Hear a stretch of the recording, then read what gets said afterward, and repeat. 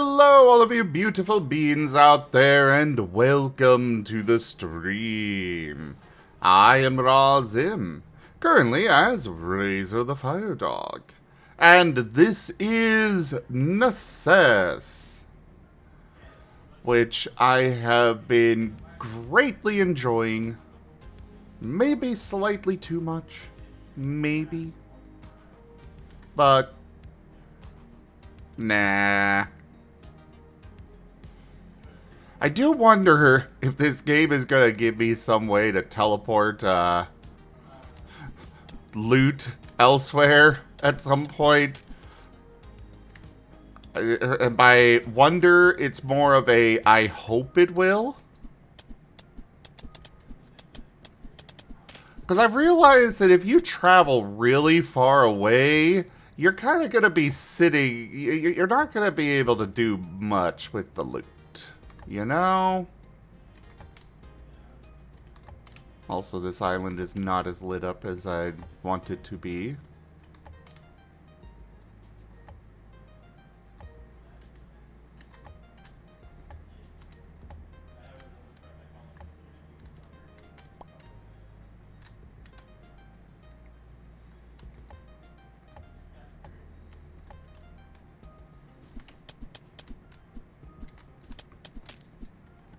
I wonder if I could take these penguins back.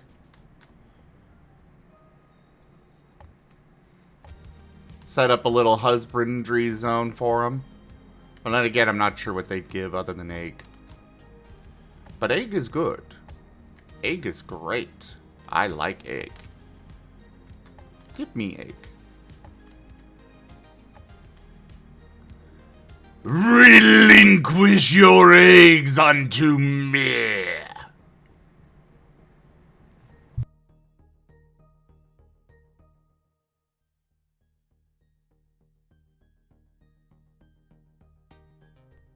Hello, Zito.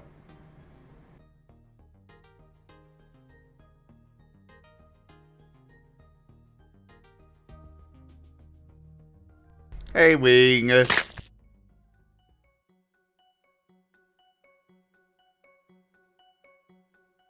Oh, the game's going well.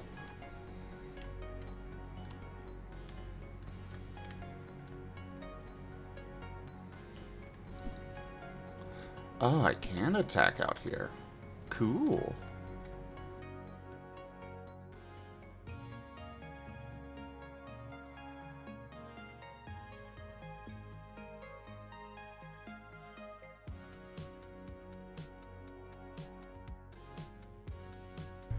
Trouble.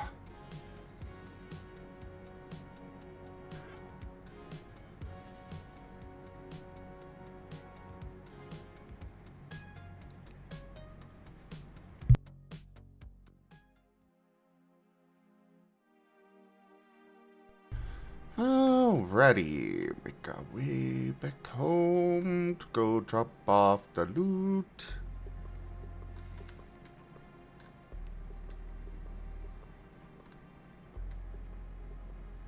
Ah, the ice blossom is what we... Okay. Cool. So we can finally preserve our, food longer.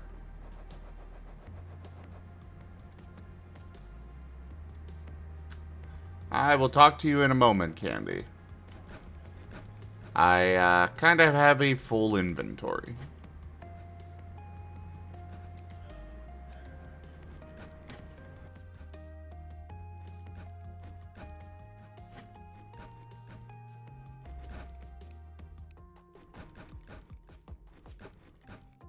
Speaking of Candy, hello!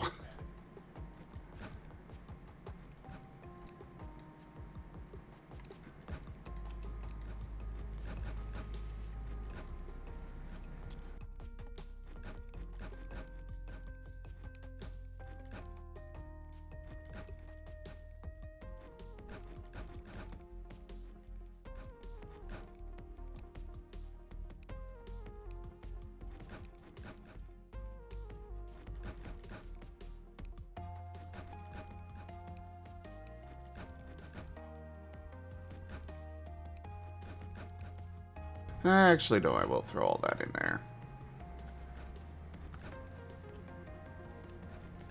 Throw that there. These can go in. That can go in.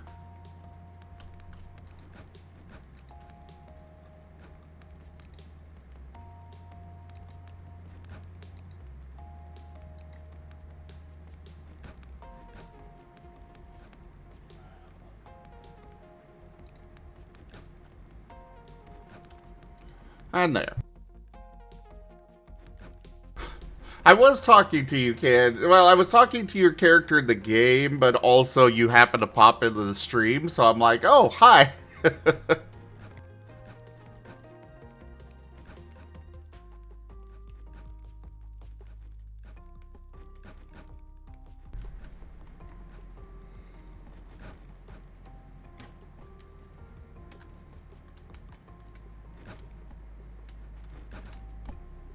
Alright, Sugar Beach.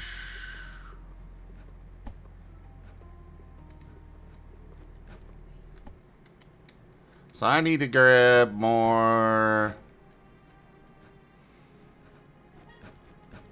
chili pepper seeds, sugar beet, and mushroom.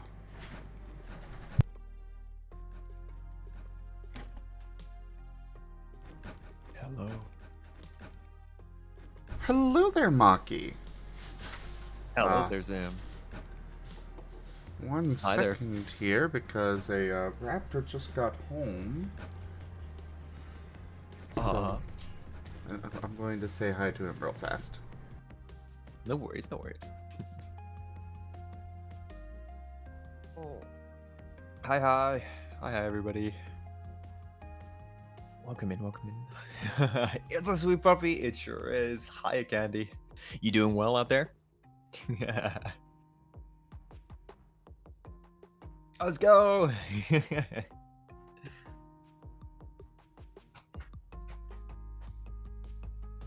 Oh, I got my dog here with me. I've ordered some food. I've decided to be real naughty and get myself some food. Oh, yeah. I heard there was Necesse. What's Necesse? Oh, I know Necesse. I think I actually have this game. Hold up.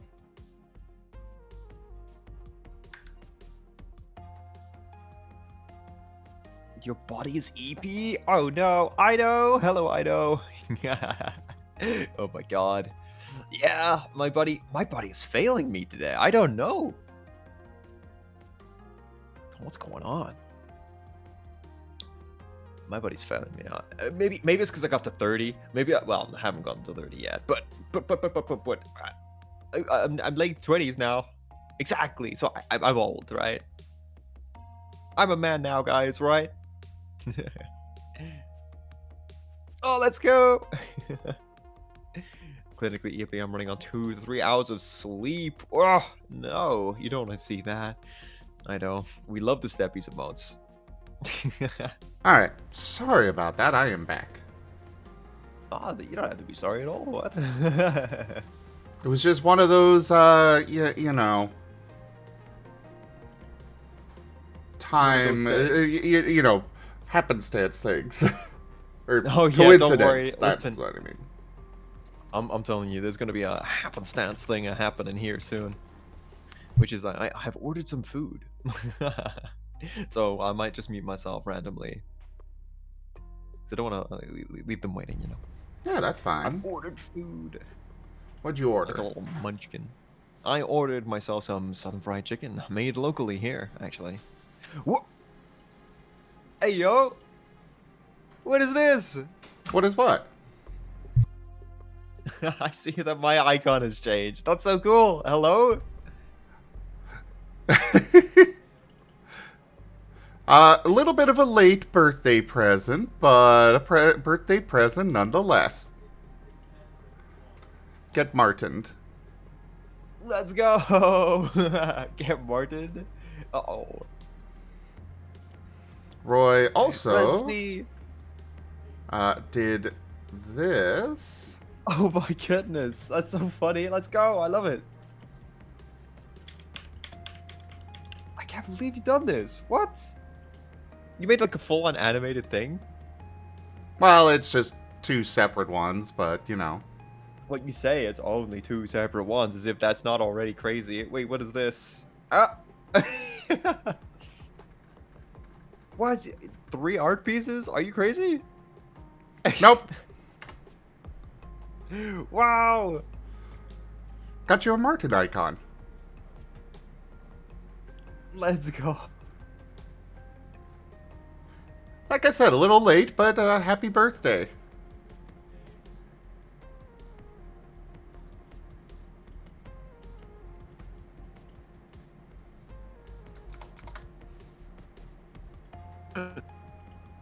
Uh-oh, I think I broke his internet.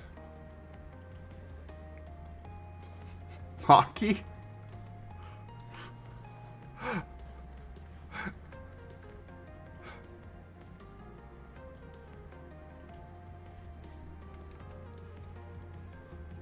Uh-oh. Maki? Oh. You okay?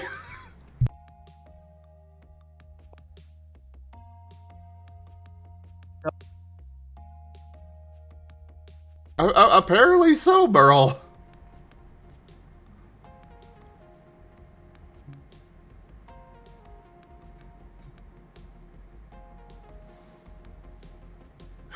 He's self-destruct. Hello?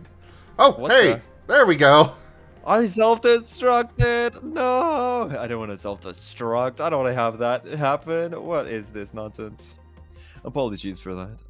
My computer decided to have a bit of a fart.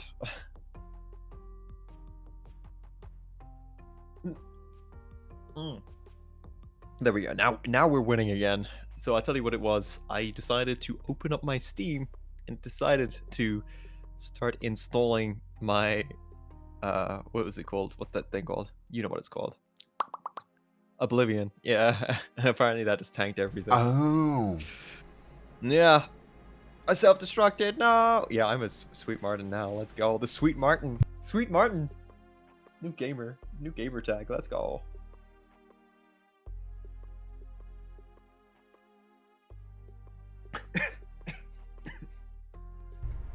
But yeah, there you go. Enjoy.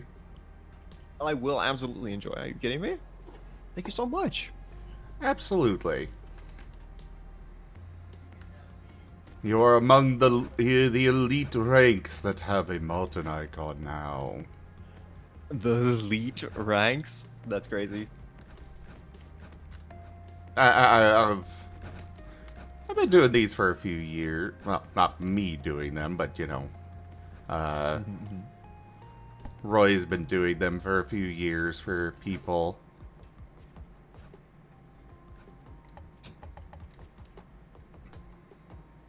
Because why not? No, get everybody a Marten.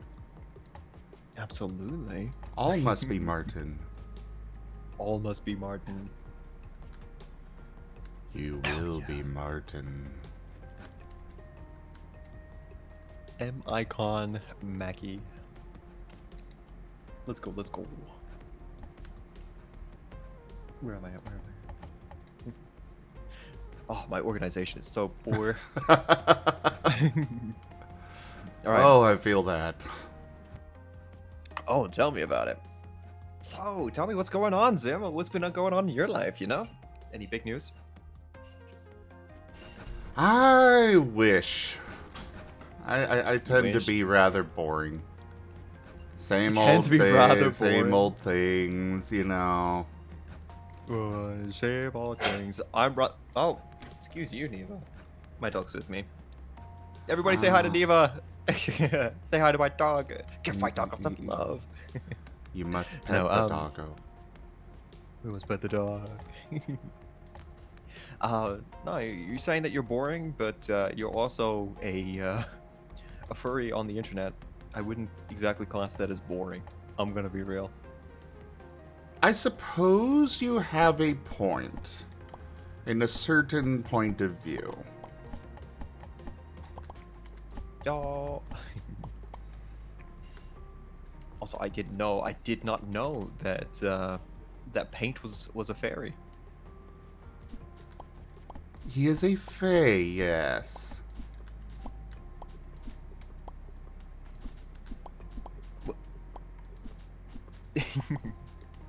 Well, fairy is a particular variety of fae. Oh, I see. We're going by D&D rules. Let's go. Let's go. I don't know.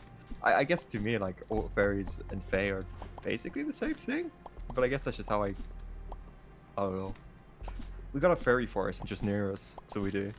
Oh, And, nice. it's always really, really fond memories of my dad taking me there and telling us old stories and stuff. As you get stolen by the fae.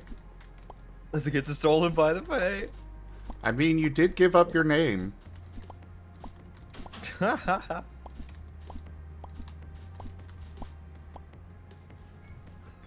Like, come on, you're a D&D nerd. I'm a D&D nerd, and I live in the country where fairies are from. Like, you would have expected better of me. Yes. If something asks you if they could have your name, you don't give it up. You caught me lacking. That's what it is. Hello, Maggie Stocko. I know. Eva. Yes. Idos is high. You know. She didn't say anything in response. She's not much of a talker.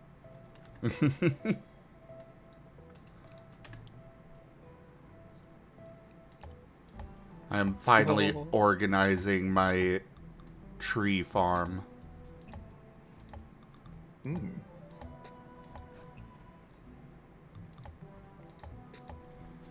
Let's go.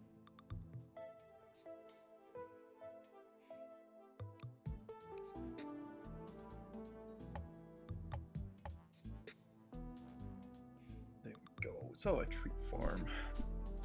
I'm sure meaning for trees, for more wooden floors.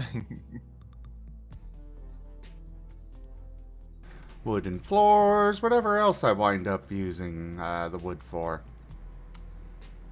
I am quite proficient at wood.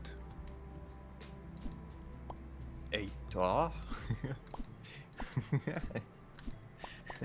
That's my full exercised adult response.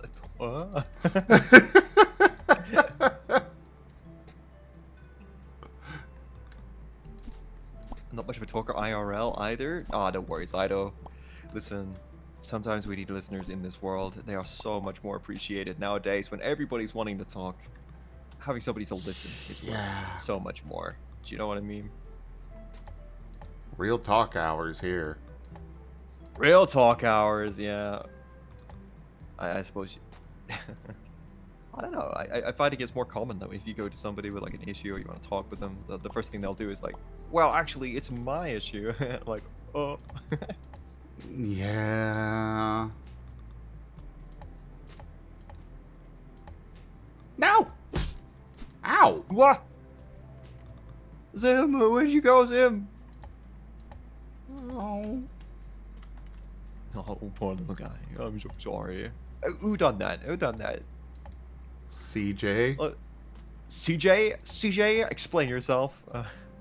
What's that about? You think you come in here, you're a big tough man, pushing my friend over? Absolutely, Grow. What you got for me?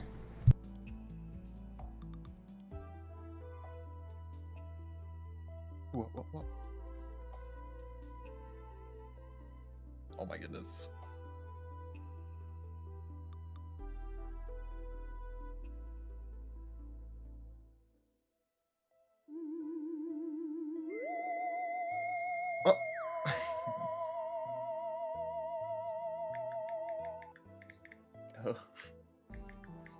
Oh.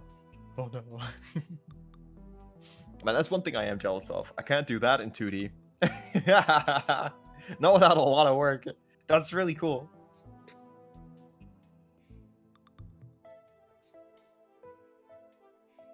You can place all the saplings right next to each other.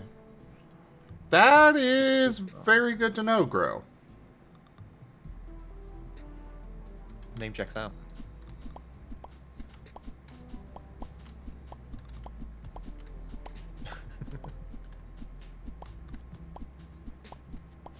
I do have a method that you could do some of this, at least, with 2D. Maybe not the Ascension thing, but having things thrown at you and whatnot. Oh, being knocked over. Oh. Well, not the being knocked over. Oh, things being thrown at. Yeah. Yeah, or dropped or such. Like when I use the TF talkies, they're still able to do those kinds of things.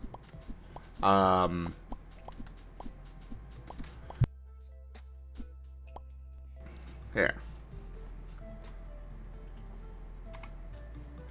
So what it is technically, as they're demonstrating, they're hitting a 3D model. It is just invisible. Oh, I see. I was about to So switch it's like to this, but, you know.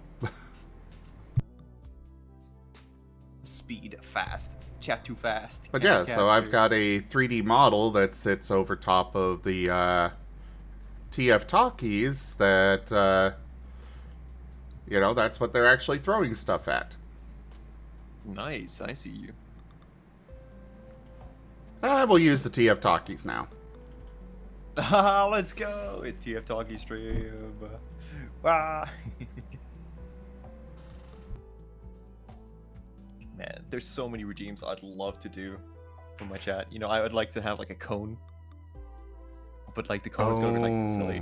A cone right? of Like the cone is shame. gonna have like all the fluff like whoosh, out the front, at the top. And you can't even see my face. But I'm still gonna have like a talk and a normal talk. I'm like, yeah, I got so many ideas. I got too many ideas, man. Just not enough. Well, it's not even so much time, you know. There's always something more to do, something else. Alright. I'm gonna quickly check downstairs. I'll be right back. All right.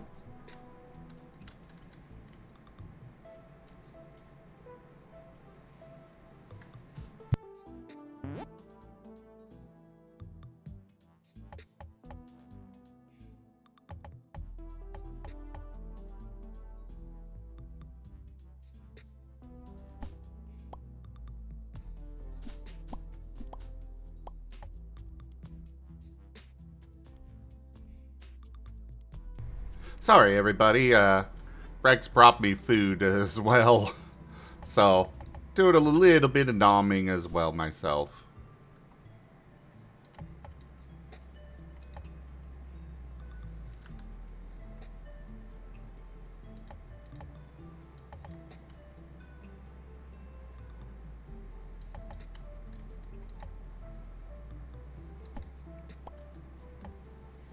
Oh, I'm howling. I'm howling and whining and whimpering and sad. Why? My food hasn't arrived.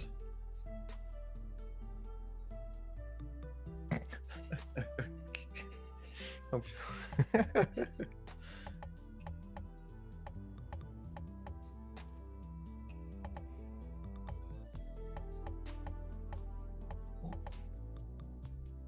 Man, I made myself a really nice coffee today. You ever made like a coffee and sometimes I don't know how, but it's like it's better. It's just better. Like you didn't do anything different. It's just a better coffee. I can say, honestly, that I don't think I have ever prepared coffee for myself. I have definitely drank coffee, but it's usually prepared by somebody else. What? Did I break the Baki again? No. I'm like, you just never made coffee? That's crazy. That's crazy. That's crazy. Like, wow. I've always been more of a tea drinker. Oh, okay. That makes sense. I'm like, oh, huh?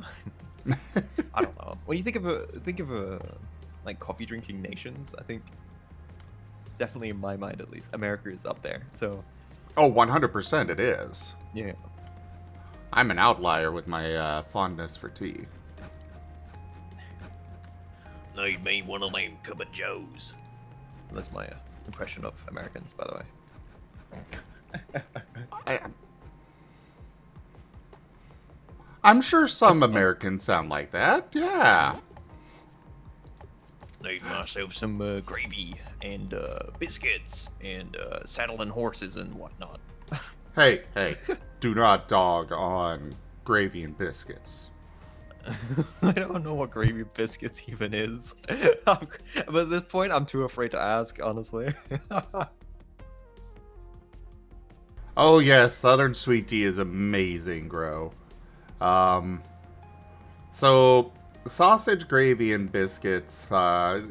Most people just shorten it to gravy and biscuits. It is a white, creamier gravy. Got a bit of pepper in there. What makes it white and creamy? Wouldn't you like to know? I would. It sounds like a vegetable sauce. No, more milk. Yeah. But it is a white and creamy sauce, lots of pepper in there, and it just goes over nice fluffy biscuits. Usually has either sausage grease mixed into the gravy, or ideally little pieces of sausage. Okay. So how do you make the biscuits? Now, because you said biscuits are fluffy. Okay, my understanding of biscuits comes from the UK and Ireland and most of Northern Europe, right? So like my understanding of biscuits is like custard creams and bourbons and Marions and stuff like that, and like nice biscuits. I don't know. Let me show you biscuits. Digestive biscuits. Have you seen digestive biscuits? Yes. Yeah. So this is the kind of biscuit. We're having the realest discussions here on on stream right now. Okay. This is the kind of biscuit that you would use for gravy and, you know, gravy and biscuits. So like, or biscuits and gravy is the way to put it, actually.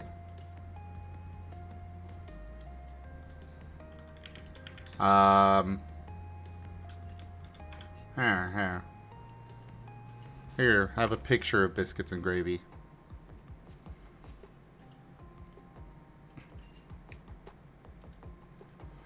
So, yeah, it's a white gravy. You just lather it over the biscuits. And as you can see in there, there's little pieces of sausage. Okay. So this is buttermilk biscuit.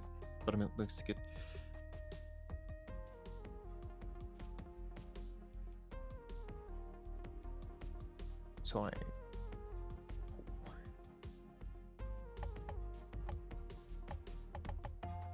I'm looking up a recipe, by the way, just to see, because I'm like, what? Okay, flour, baking powder, sugar, salt, butter, and buttermilk. So they're not too far away from little scones. Actually, yeah, that would be a close comparison, would be scones. The gravy is sausage, flour, and milk. And pepper and salt. I see. So it's not too far away from a vegetable sauce, but it's a little bit more gravy-ish because it's like got the meat in there. How is it even close to a vegetable sauce when I mean, oh no, all it's... vegetable. Oh, I have no idea what that is.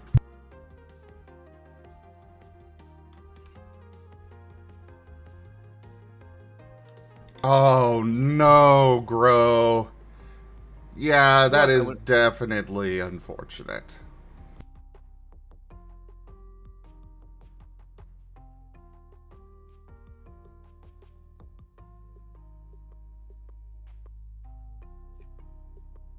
There you go.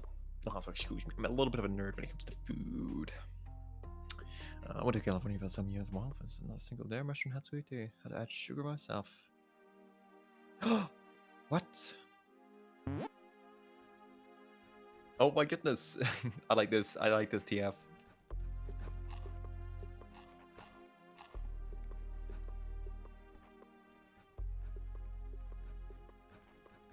I have some very fun ones.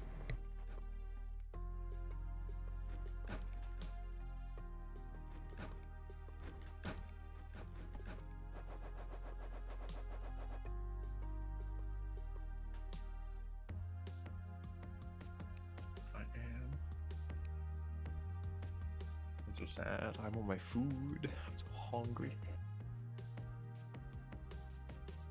It feels like I haven't eaten since, well, halfway through my stream. I was like, yo, you know what?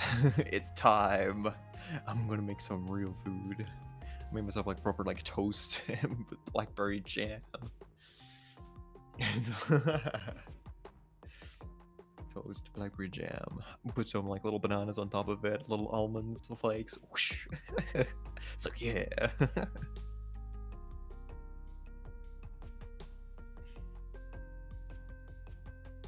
You know, Mhm. you, like, if I recall correctly, you've got a background as being a chef, right? Yes.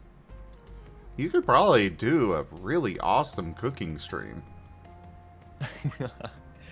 There has been talks on it, but like no plans made.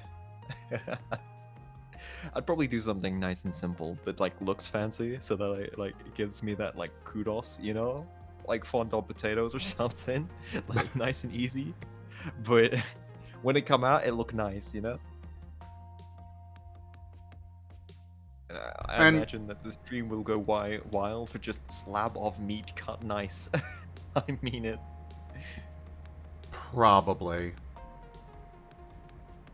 And I hope you enjoy your trial version of death there, Grow.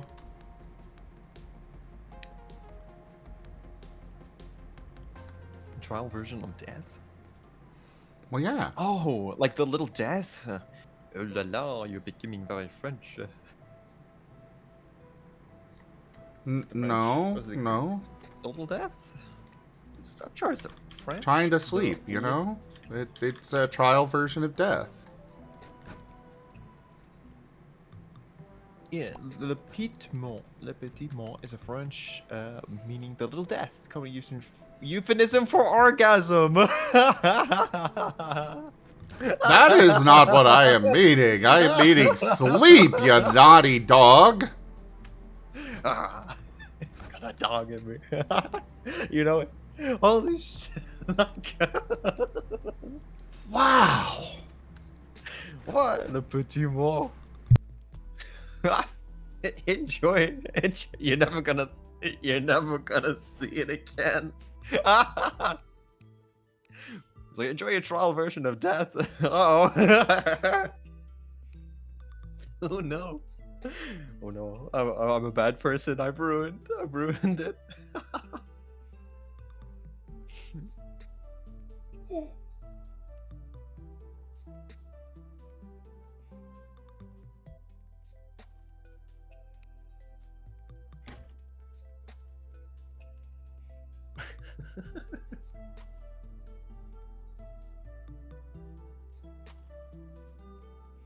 Yeah, you're getting the real Maki here, you know. On his stream, he is so nice and friendly and polite and all that stuff. And then he comes over here and is just dropping little orgasms everywhere.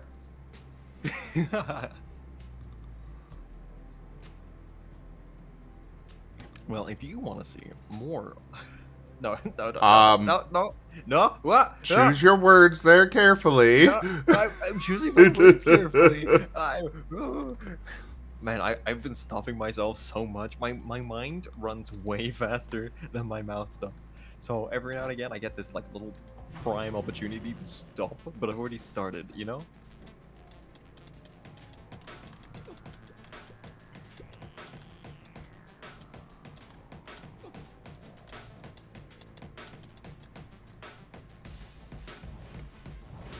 Get And stabby bushed, boss!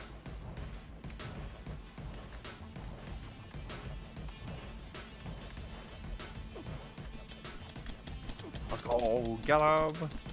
Where are my guards? Ah, there they are. They finally got out of bed. I'm sleepy. I'm sleepy, boss. I couldn't do my job because I was so asleep. And now the other guard is heading back. What the frick?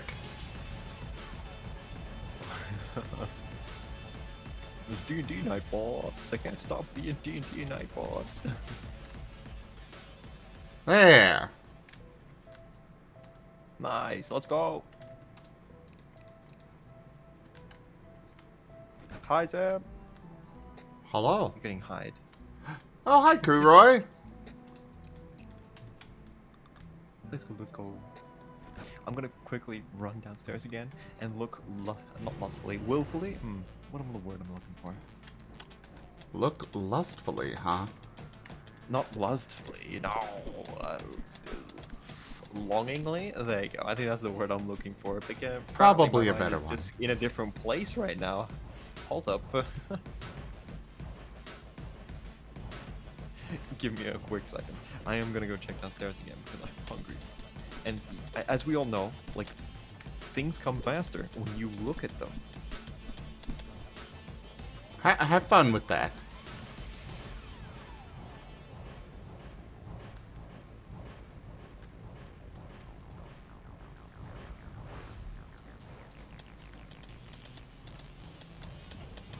Come join voice, Kuroy.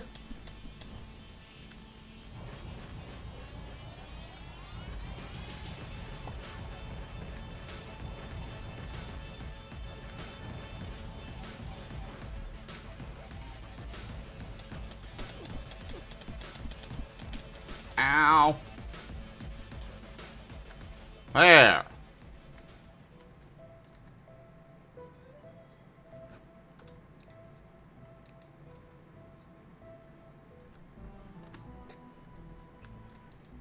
I don't know how much longer we got.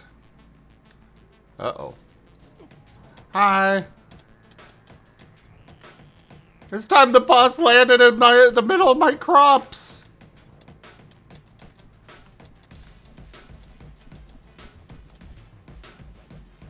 So you got tabletops today? In 3 hours. Ah, fair enough. Yeah.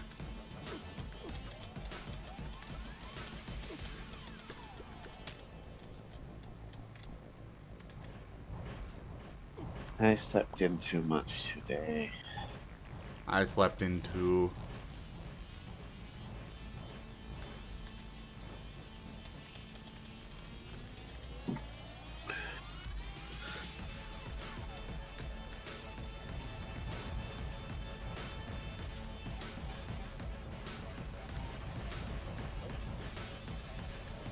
Ah!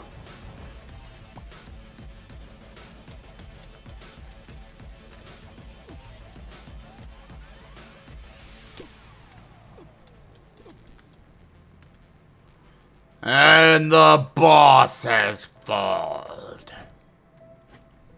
How long till you resummon him? I just fought him 3 times in a row. I think I'm good for now. So this kind of gives me like if RimWorld and Minecraft had a baby vibes.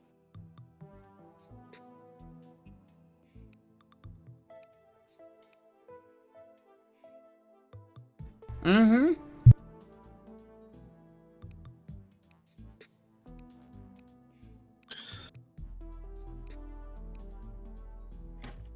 Or is it more Terraria?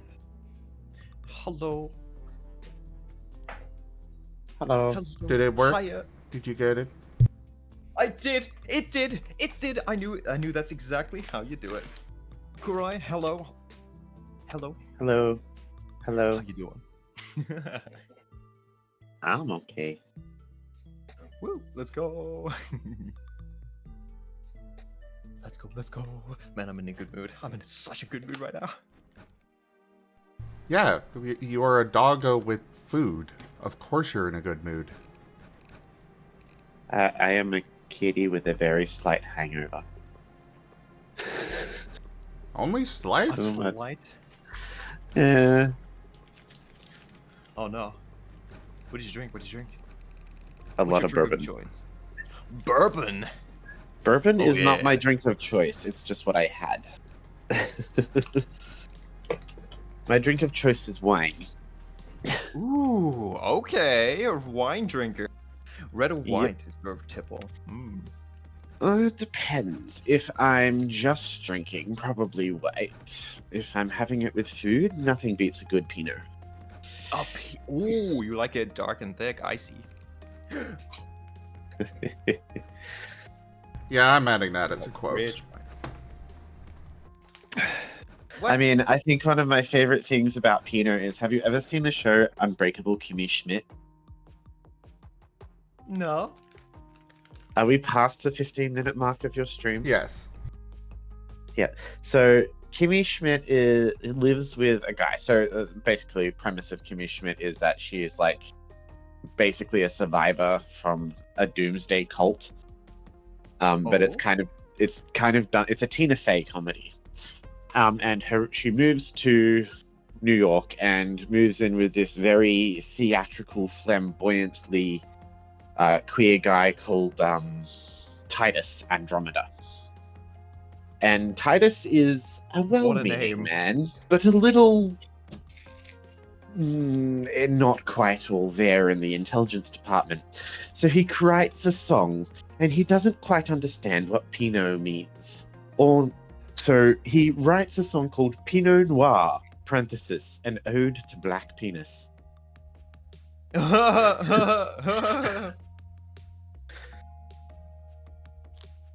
Because he thinks Pinot means penis. Oh yes. Oh, I know lovely. that. I know these crazy Americans have a different version of BBC than us. I prefer the Commonwealth's BBC over the Americans' BBC, to be honest, but yeah, fair enough. Exactly. We want to see David Attenborough. Whatever David you doing over there? Attenborough, Doctor Who. Mm-hmm. Give me my David Tennant.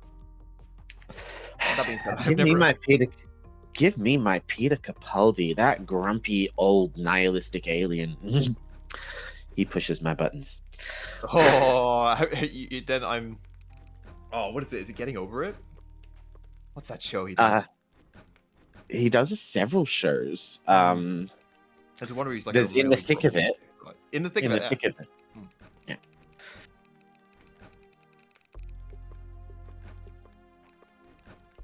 Yeah. But yes, no, the foul-mouthed, angry Scotsman as the Doctor was fun. I'm gonna be honest with you. I've never really watched Doctor Who. Nobody has. I'll go sit in my little corner. I'm sorry, Kuroy. Listen, I'm a really nice guy. I swear. I just spent most of my life outdoors until the great indoors, and then I never went outside again. It's fine. I'll just sit here with my TARDIS blue blood and smile. Listen, I'm getting better, okay? I'm becoming more nerdy, alright? I watched an anime. I watched the first 2 episodes of Violet Evergarden. Ah, that show makes me cry so hard. Where I forget what happens in the first 2 episodes. So I think that's where she's got the job as the memory doll. Yep. Mm-hmm. And she screwed up her first few letters? She has indeed, and then she's going off to go do a lesson. Yep. Ah, it's such a good movie, such a good series, and it's got great movies. And all I can say is, be prepared to really feel something. Because you think it's hitting you in the feels now. It's good. It didn't hit me in the feels. It's cool though.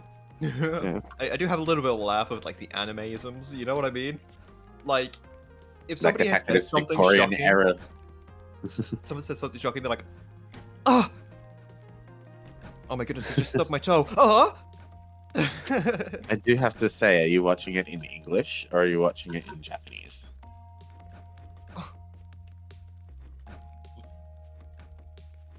Or do you feel that you'll be judged too harshly for answering that question? See, he's nerdy enough to know that he will be. I won't be judging him, but, you know, I'm well aware that others will. I'm afraid to say that I had my mouth stuffed with chicken, and for whatever reason there was a bone in it, and I was like, just in a moment of like trying not to make an audible gagging sound to get the chat too excited. I mean, to make the chat repulsed. And I was sitting here. I think you're right the first time. Yeah.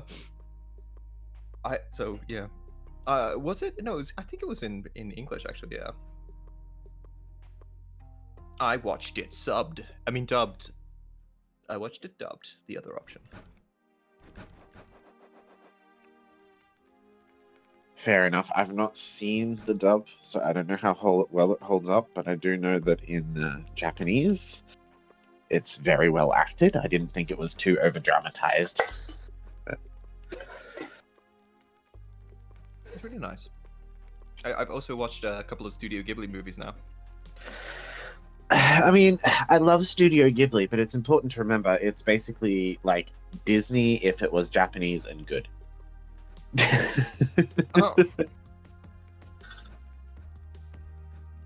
Don't get me wrong, like, Disney is good. It just hasn't been as good as it used to be, I think. Well, the funny thing is Yeah. a lot of the stuff that Disney's done that's good, lately at least, has been like, I don't know, stuff that wasn't directly produced by Disney. Oh? Like, for example, Encanto was more of a Lin-Manuel production than a Disney production. Like, it was definitely made through Disney, but it was very much a Lin-Manuel thing. Oh my goodness. You're such a nerd. I love it. Tell me more. Though, you know, I get a lot of hate for saying this. I actually really did not like Moana. Mhm. I don't know. I don't feel that Wanderlust is a particularly relatable story for a lot of people. Oh, it is for me. But here's the thing. Why would people hate you for like an opinion like that? Oh, because so many people simp over Moana, whereas I'm just like, its Really? songs were so boring. It had one good song, and that was it. Which one? You're welcome. If you say... Oh, gosh. Okay. If you say so.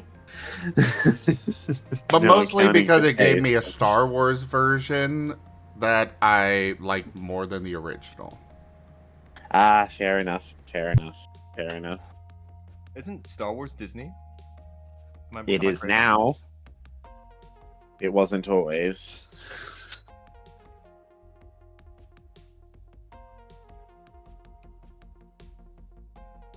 Mhm. Star Wars used to be its own thing. I've watched a few of the Star Wars movies, to be honest. I have, yeah. So, at least I've seen those ones. I haven't seen Back to the Future yet, but I've always wanted to. It seems like such a fun thing, and people quote it every once in a while, and I'm like, what?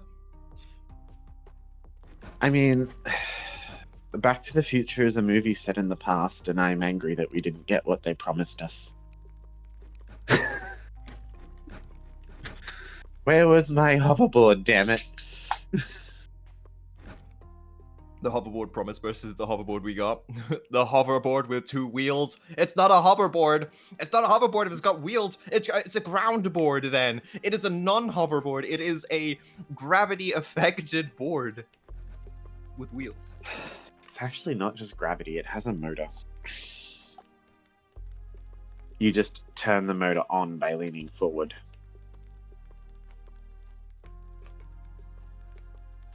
I've never actually used the hoverboard, but I have seen one on the side because there was a point where they started exploding, like the cheap knockoffs started exploding, so people started putting it outside their house doors to make sure that it didn't burn in front.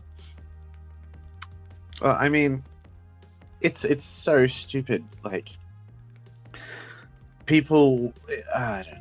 It's lithium batteries are bombs. Let's be honest. We can dress it all up, but unless you go really ham on the safety features and in proper care for them, they're literally bombs.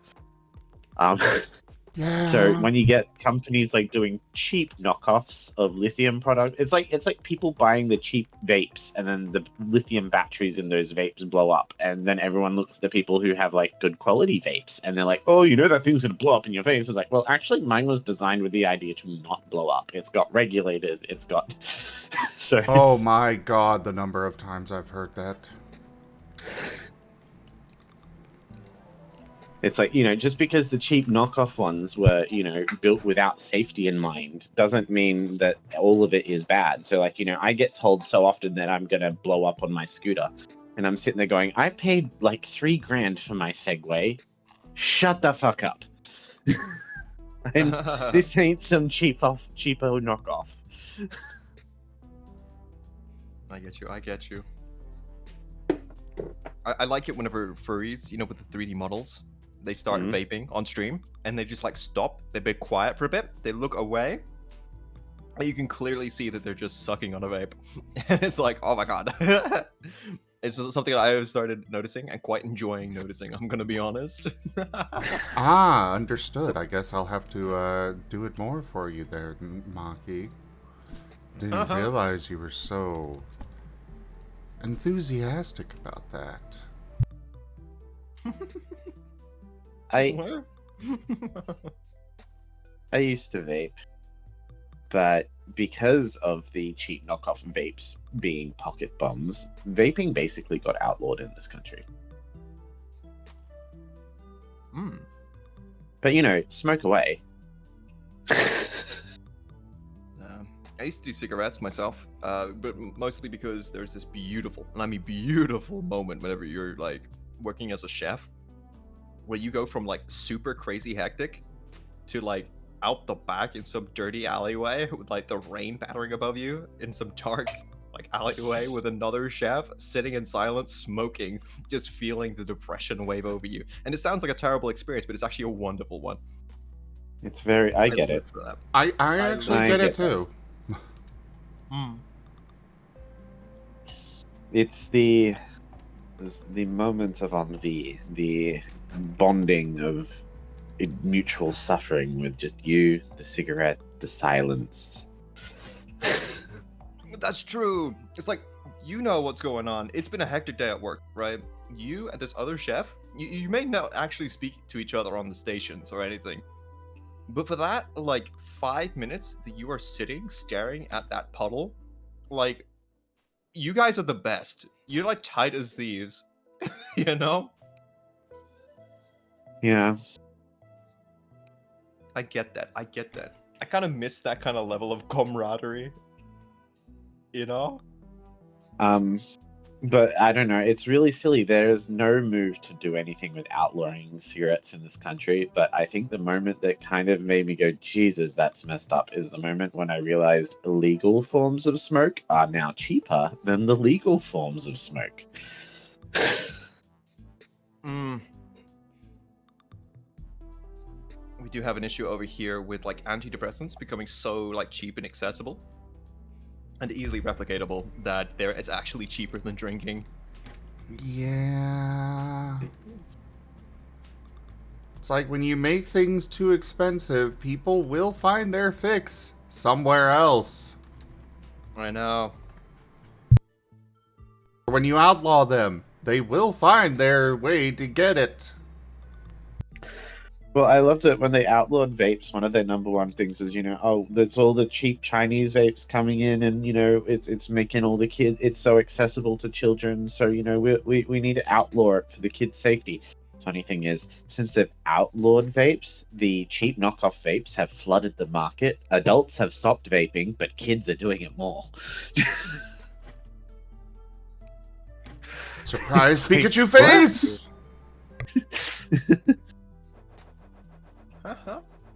So what was that? Surprise Pikachu face. Oh, yes. What? Making something illegal makes it instantly more cooler for kids? No way. It's like there's loads of things that you would do as a kid that like you couldn't get away with as an adult, like sitting at the top of a building, right? I since turning 20, I have not sat at the top of a building. I don't even know what the top of a skyscraper looks like anymore. What even a skyscraper, but that's trespassing. You can't do that. I wouldn't do that because I'm absolutely petrified of heights. Same. You don't like heights? Oh man, I love heights. So I am used 6'6", and I am terrified of heights. That is ironic. Don't look down. Don't look down. Don't look down. I panic when I go across a dam. Across what? Sorry, Guru? A dam. A dam. Yeah. Okay. Because they have that sheer drop on one side. Oh, So right.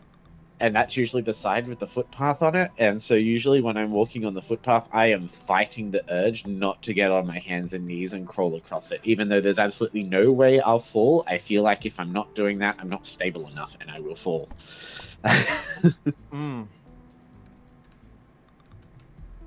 When I am in a skyscraper, I always remain probably at least 5 meters away from the external windows. Yeah. I have a story that is gonna like drive you upset.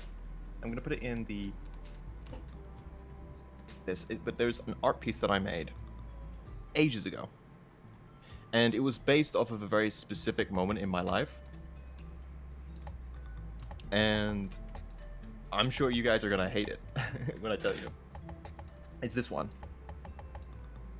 There you go. I'm putting it in the little voice chat.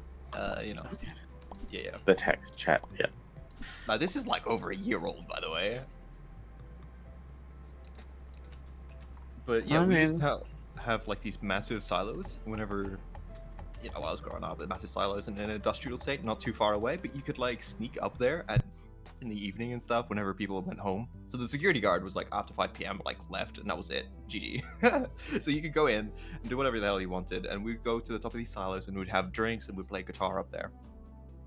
And one thing that we liked to do was like hold each other's legs whilst we slid under the railings of the silo and just like sat there, like free falling with the uprush of the air from the bottom. Yeah. And I remember just doing that. It was like so exhilarating and lovely and freeing moment, just feeling all of the the air as it like rushes up from the side of the silo and like just through your hair.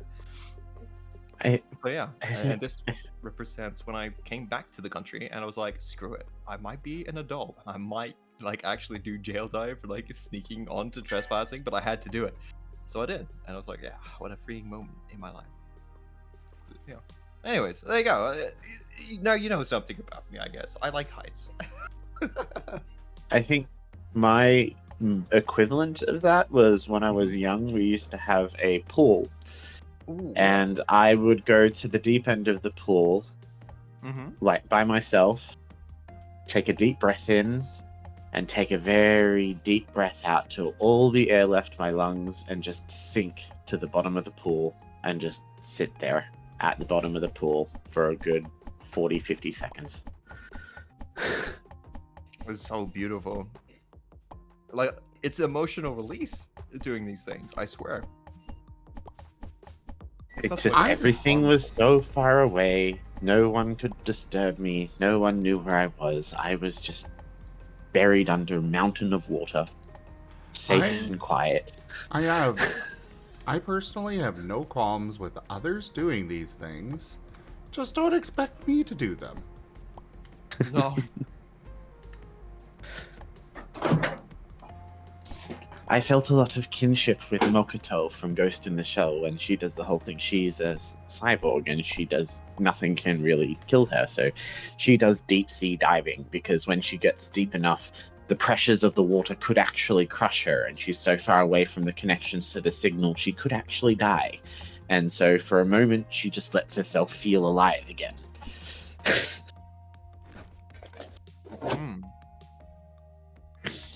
It's not like what we're doing is necessarily dangerous, right? It's not like dangerous.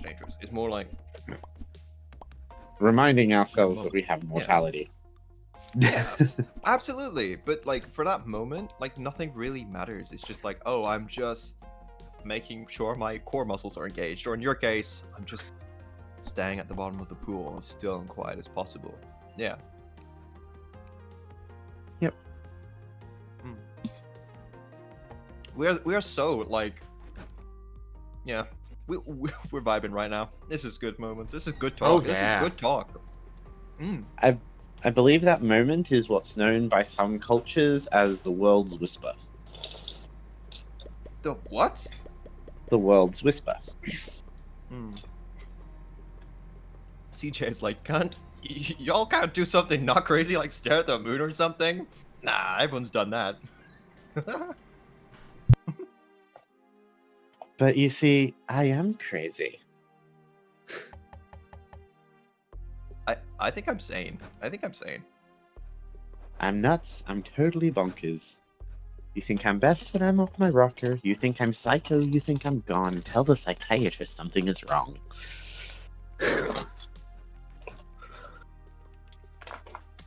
Oh, places, get in your places. That one? Huh? Melanie something? I forgot her name. Oh, it's Mad Hatter by Melanie. Yeah, I forget her last name. I can't say her last name. Then, if you can't pronounce her last name, I feel like I got off quite lucky. The fact that I just forgot it. I used to climb on the top of my 2-story house, just look at the stars. Hell yeah, Frost Husky. That's what we're talking about.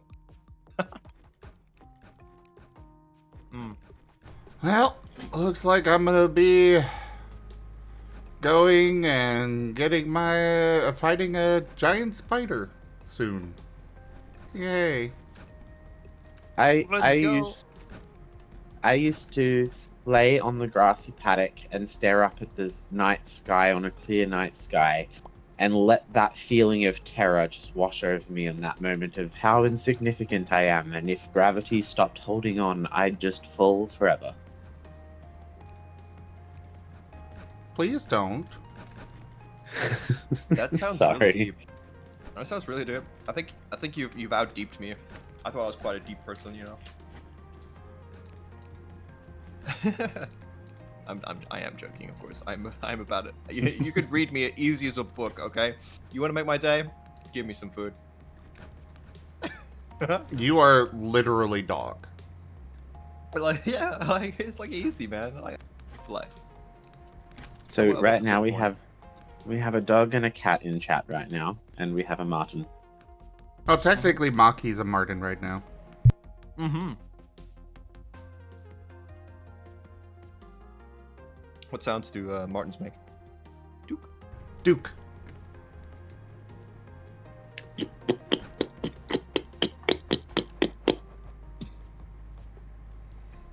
Kuroy has gotten very close to that. Duke, Duke, Duke, Duke. Duke, Duke, Duke, Duke. God damn it. What? That's my attempt. That's my attempt. So It's adorable. Oh. I think it's a great attempt. Let's go.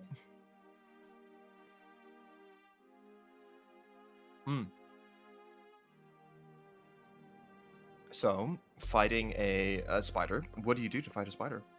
Do you have to like plan or prepare or anything? I have no idea. I will probably die. I mean, you've got an expert in fighting spiders in the chat, Zim. Ah, true. How do I defeat the spiders, Kuroy? So what you do is you walk out, you light a match, you throw it to the trail of gasoline leading to the structure that contained the spider, and laugh maniacally at the flames. Okay. Now, mostly I can believe that.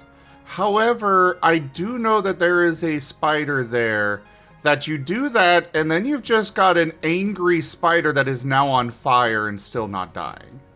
I don't remember which one it is. But Valerie told me about this thing. I think it's like a clock spider or something. Please do not set spiders on fire. This is a public service announcement. The last thing you want to have is a flaming spider coming towards you.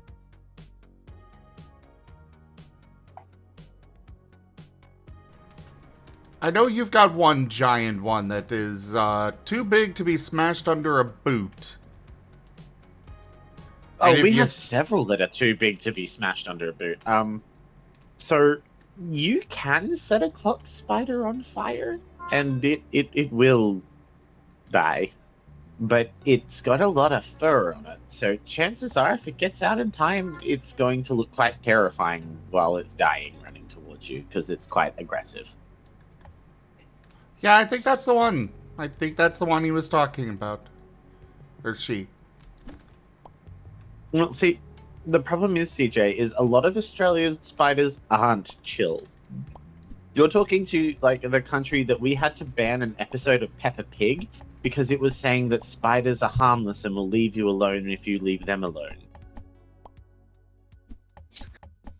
You're talking to the country where their main airport that people fly into has a wall of all the variety of spiders that are there. Yep.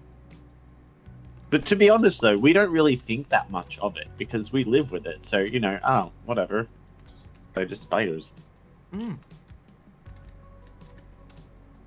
And hi, The Guru. banana spider isn't really a big thing in Australia, Gary.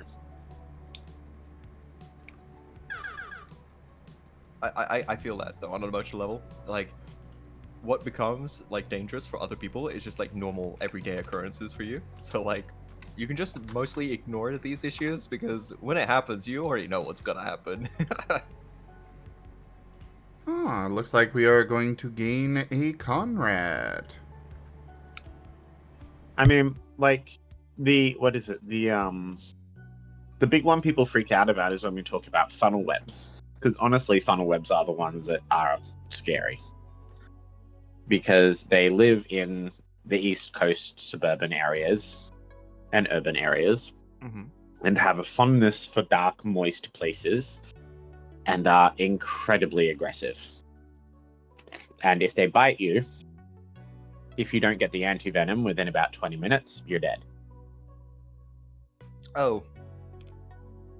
See, I was gonna make a joke about dark moist places, but then I decided against it because this seemed like actually important to hear. So it's like, you know, you tell people from other countries about it and they freak out. You know, how do you live with these things that live in suburbia? And the answer is, well, to be honest, we don't really think about it. We just are used to checking our shoes in the morning. We're just used to it. It's like we're used to checking under our cars. Like, It's like, you know, we don't sit down on the toilet seat in the dead of night because, you know, yes, there could be a spider under the rim. oh, that's crazy. You have to turn the light on and check first. Oh my god, Zeb, you look so scrunkly. Yeah, I was going... Ah! His eyes! There. I was going to switch back to 3D model, and it was not loading properly, and yeah, that happened. And good morning, Garu. Good evening, good afternoon. I don't know. Good time of Good day. afternoon. Apologies and for good that, day to everyone. Apologies. I thought that facial expression was perfect for talking about spiders. You know what? Yes, it was entirely intentional because we were talking about spiders, yes. Never reveal your weakness. Also, I gotta add Kuroi to They the knew list my of one. people that are here because Kuroi streams now. Oh yes, yes I do. Yo, let's go. Is it They knew my one weakness, that I'm weak. They do my one weakness. Ironing. Okay, I have a conspiracy theory. You guys want to hear my conspiracy theory? It's about ironing. Spoiler alert. It's about what? About who?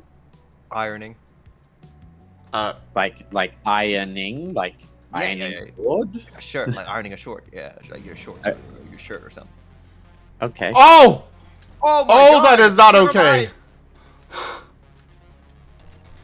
Oh no! Get it! But get it, Tabby Bushes! Get it! I was not expecting it to just be able to go through walls!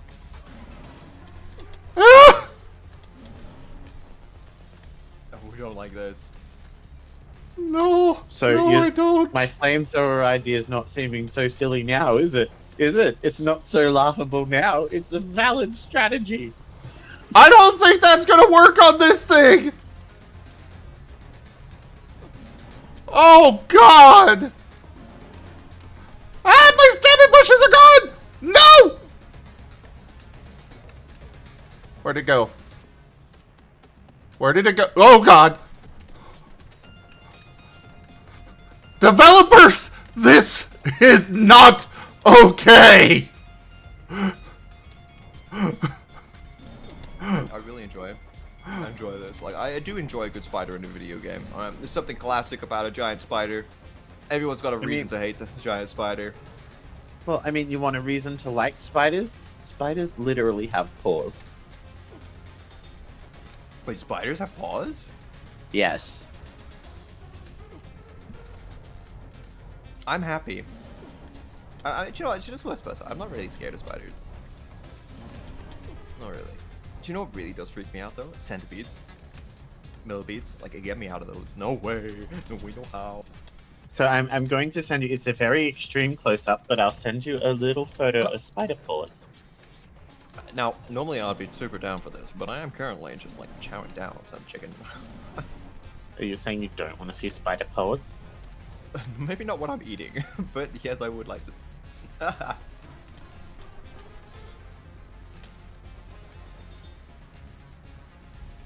Oh.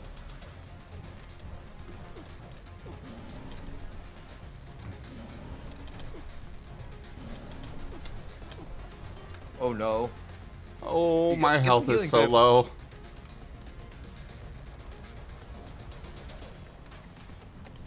Oh, and I run over to a spider nest. Of course. Okay, we're going back over here. I have put it in the voice chat thing when you do get around to it. Ah. I see.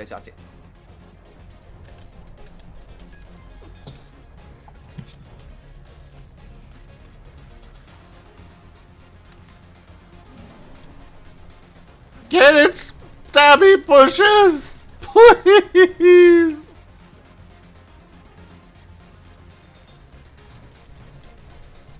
Oh my goodness.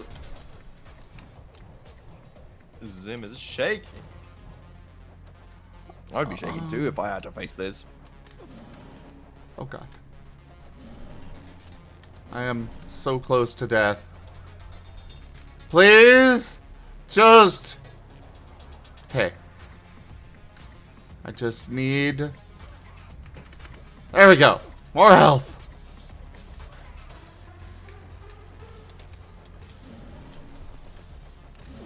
Oh, he's fast. Ah! Your little dude is like, I'm starving. Like, chill, bro. Like, you're gonna judge by a spider. I don't think you got bigger issues right now. What's your adrenaline? Oh, I did not like that. That was I did that was a not like freaky that. spider. I mean, spiders do tend to eat you by leaving your body there. They just liquefy your insides and suck it out through a straw. Unneeded!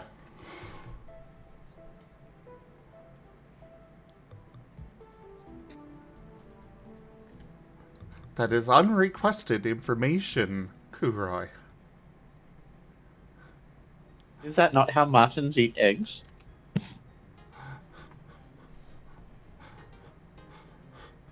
Kurai? Turns him into a spider. That's the comment. Turns him into a spider.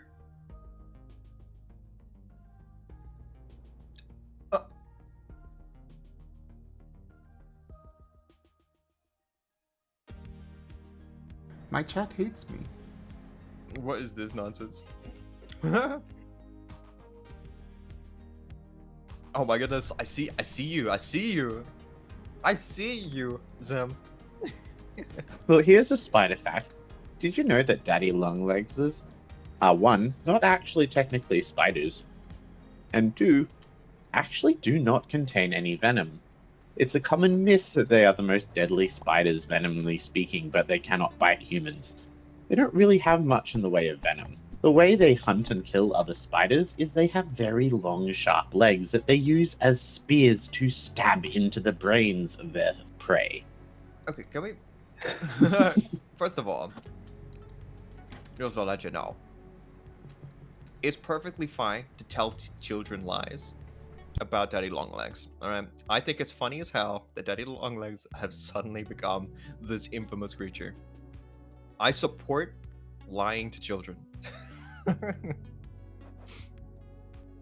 This is probably where it came from. Don't quote this. Don't quote this. Don't quote this. Don't quote this. Don't put this in the quote. But the thing is I don't mind lying to children when the lie is more terrifying than reality. I don't know. I feel that daddy longlegs being so metal that it literally uses its own limbs as spears is way more metal than it having some lethal poison that just can't kill us, or lethal venom that just can't hurt us because their teeth are too tiny. But here. Can we talk about lying to children? Sandra. Hi, Key. I mean, Maki, you literally cannot say worse than what GibGab was saying the last few days about kicking children and punting them. Oh. I mean, I do not like lying to children about Santa Claus. If I ever had kids, I will tell my children Santa's not real, but don't tell the other kids because parents get upset. I'm gonna be completely the opposite. I'm gonna be like, kids, Santa Claus is coming to town. You guys better go to sleep right now, or else you might not get presents. Go the I'll fuck be like, to sleep. yeah, exactly. I'm gonna be like, well, have you been good this year? Have you cleaned your teeth? Have you been nice to everybody around you? Wow, it sounds like somebody's gonna be getting a really nice gaming console that I'm probably gonna be using when you go to sleep. Yes, okay. So then what happens when your kids know a bunch of very wealthy people, or you're the very wealthy person, and you have the kid who were very good, who was, maybe a little bit of a meanie to your child, who gets the present from Santa of, an elite gaming console or VR headset, whereas you're struggling to make ends meet. So Santa gets your incredibly well-behaved, done very well studying child a pair of socks because that's all you can afford. I feel like this is a very extreme example. My problem is that I feel that Santa Claus creates the myth of Santa Claus creates very big problems for kids, especially those who are maybe not so much in the haves. But that's just... It is a very valid point. It is a very valid.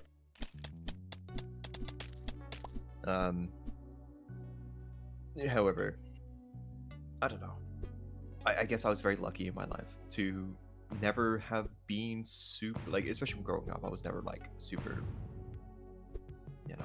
but what we did have was each other, and like big foods, big this, big that, we made it, even if we didn't have any money, we made it an event, I suppose, so it was always something.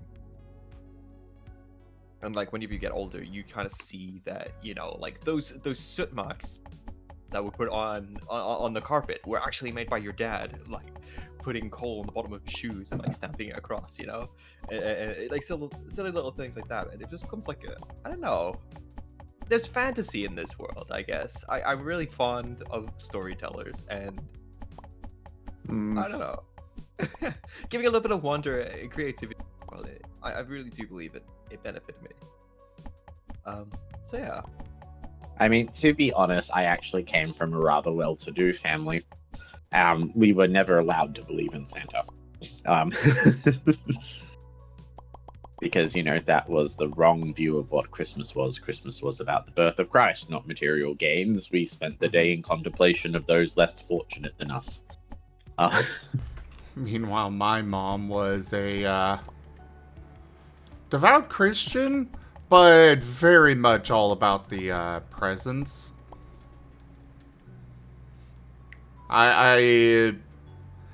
If I dared show up after I was an adult to Christmas without presents for my younger siblings, my mom would be so upset with me. Meanwhile, my siblings were like, "We're just glad he's here." Yeah. I mean, I just feel like if we're in a world where we can encourage people that a magical man in a red suit comes down and rewards good behavior, we also end up in a world where people believe in stuff like trickle-down economies.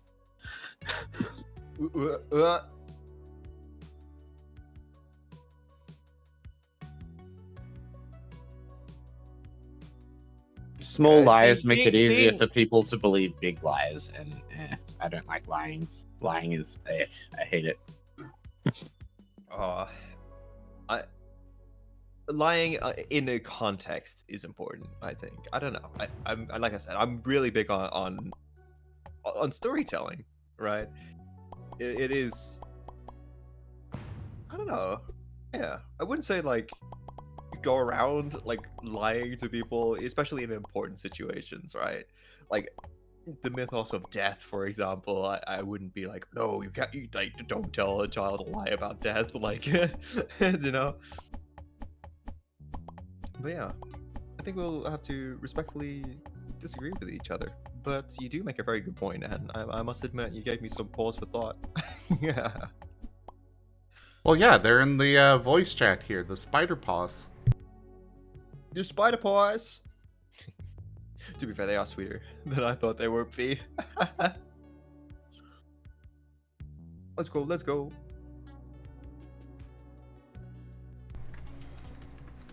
I learnt about them when I went through my Lucas the Spider phase, because Lucas the Spider is adorable. I hate it, but also, yeah. I do not want to find any spider adorable. However, yes, Lucas the Spider is adorable. The Porsche spiders. The little jumping ones with the big eyes. Yes. And the adorable little voice, and he just wants to pop in to say hi. And make sure you're happy and okay. Fuck him. But also, aww. My housemate has a Lucas the Spider plushie, and whenever you give it a cuddle, it'll say one of his lines. It does help that at least it's a jumping spider and they actually hunt spiders. But still. And they also are actually freaking adorable. Yeah. Like, I hate spiders too, but jumping spiders are freaking adorable.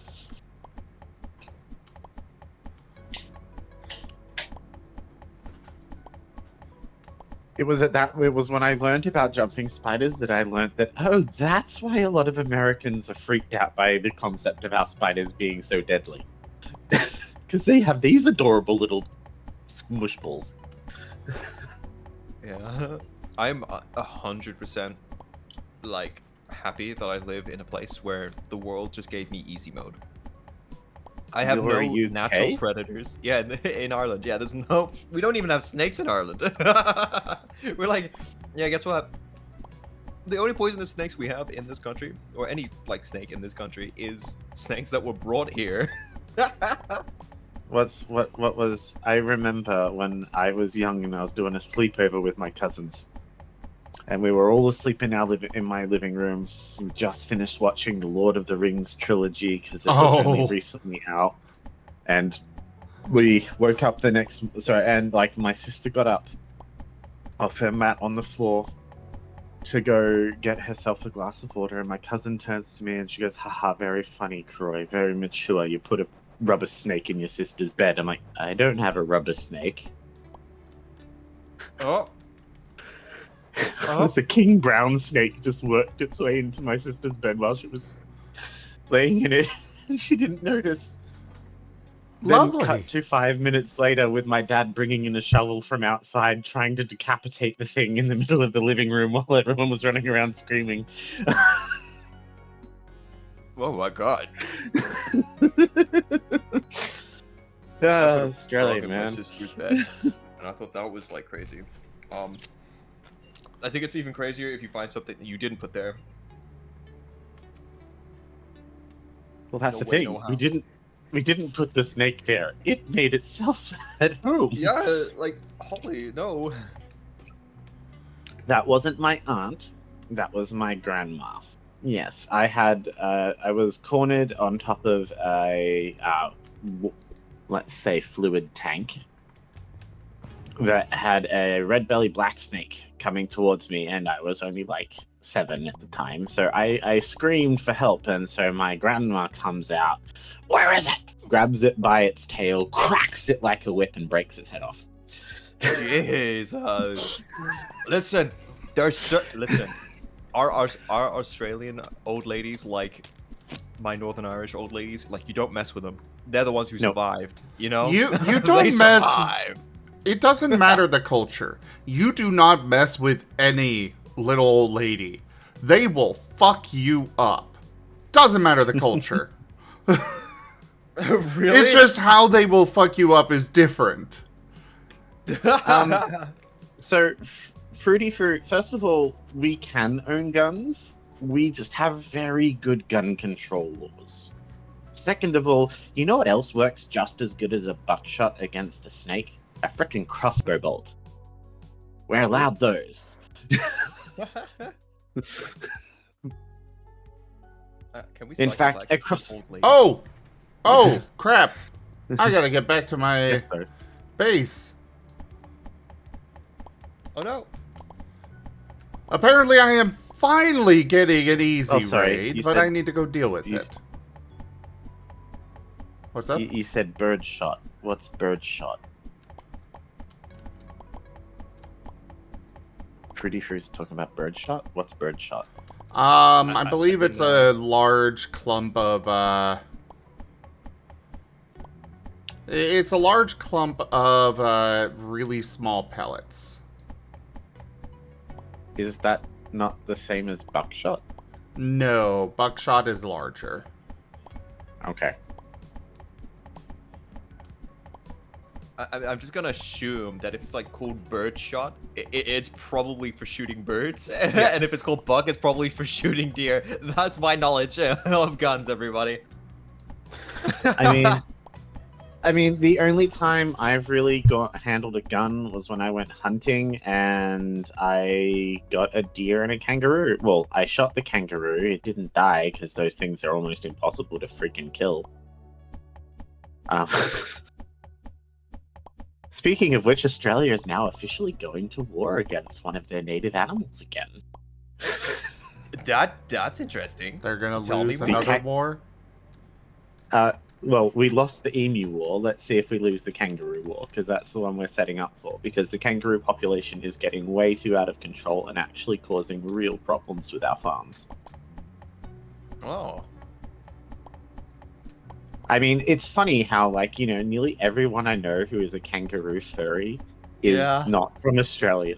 Yes. Because in Australia, kangaroos are a pest. Yeah. I have noticed and commented on that before. I do know one Australian kangaroo, but that's it. Yes. I know one as well, and I think it's the same one. Drake? Australian streamer? No. Oh, okay, then probably. Oh, wait, maybe it is Drake. I've been quite lucky to have been recently, like, talking, I suppose, with some like more kangaroo people, and I'm like, wow, kangaroos. I mean, kangaroos looking- have some fun anatomy, Yeah, but like I never expected it. You know, like wow. When you think furry, you think dogs and cats and wolves, but like I don't know. I've recently been going around, and especially on Twitch, it's interesting to see so many different types of people. I mean, the interesting thing with a lot of Australians' national animals is you can go, okay, well, what exactly is a kangaroo? It's like, oh, that's very easy. Imagine a deer. Now, imagine a deer that's kind of like a rat, but also a bunny. It's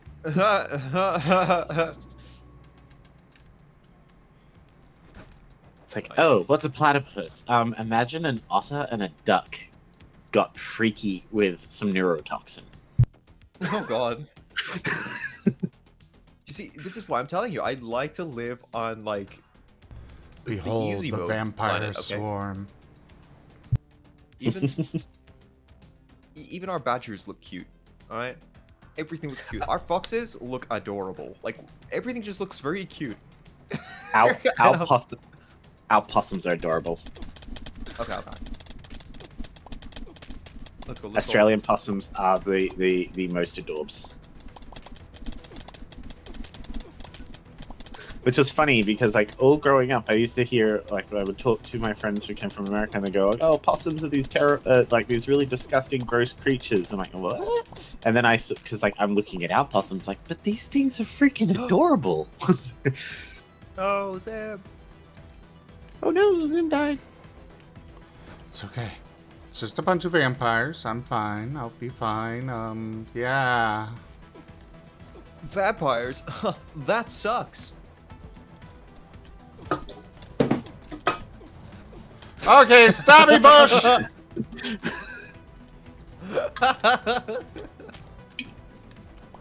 Did you like my drum roll? Thank you.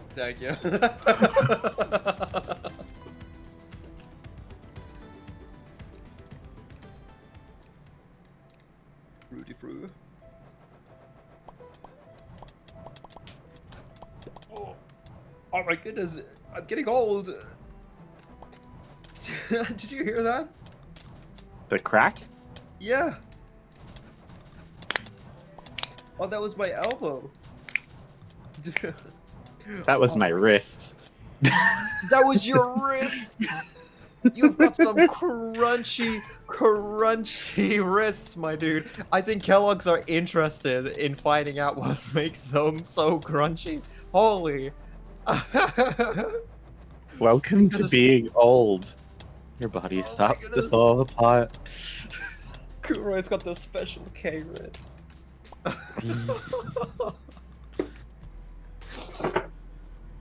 Whoa. Yes!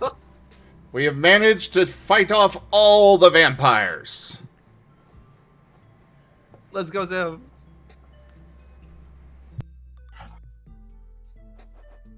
Oh. We like that. We like vampires. Can we talk about vampires? I think vampires are like an amazing piece of history.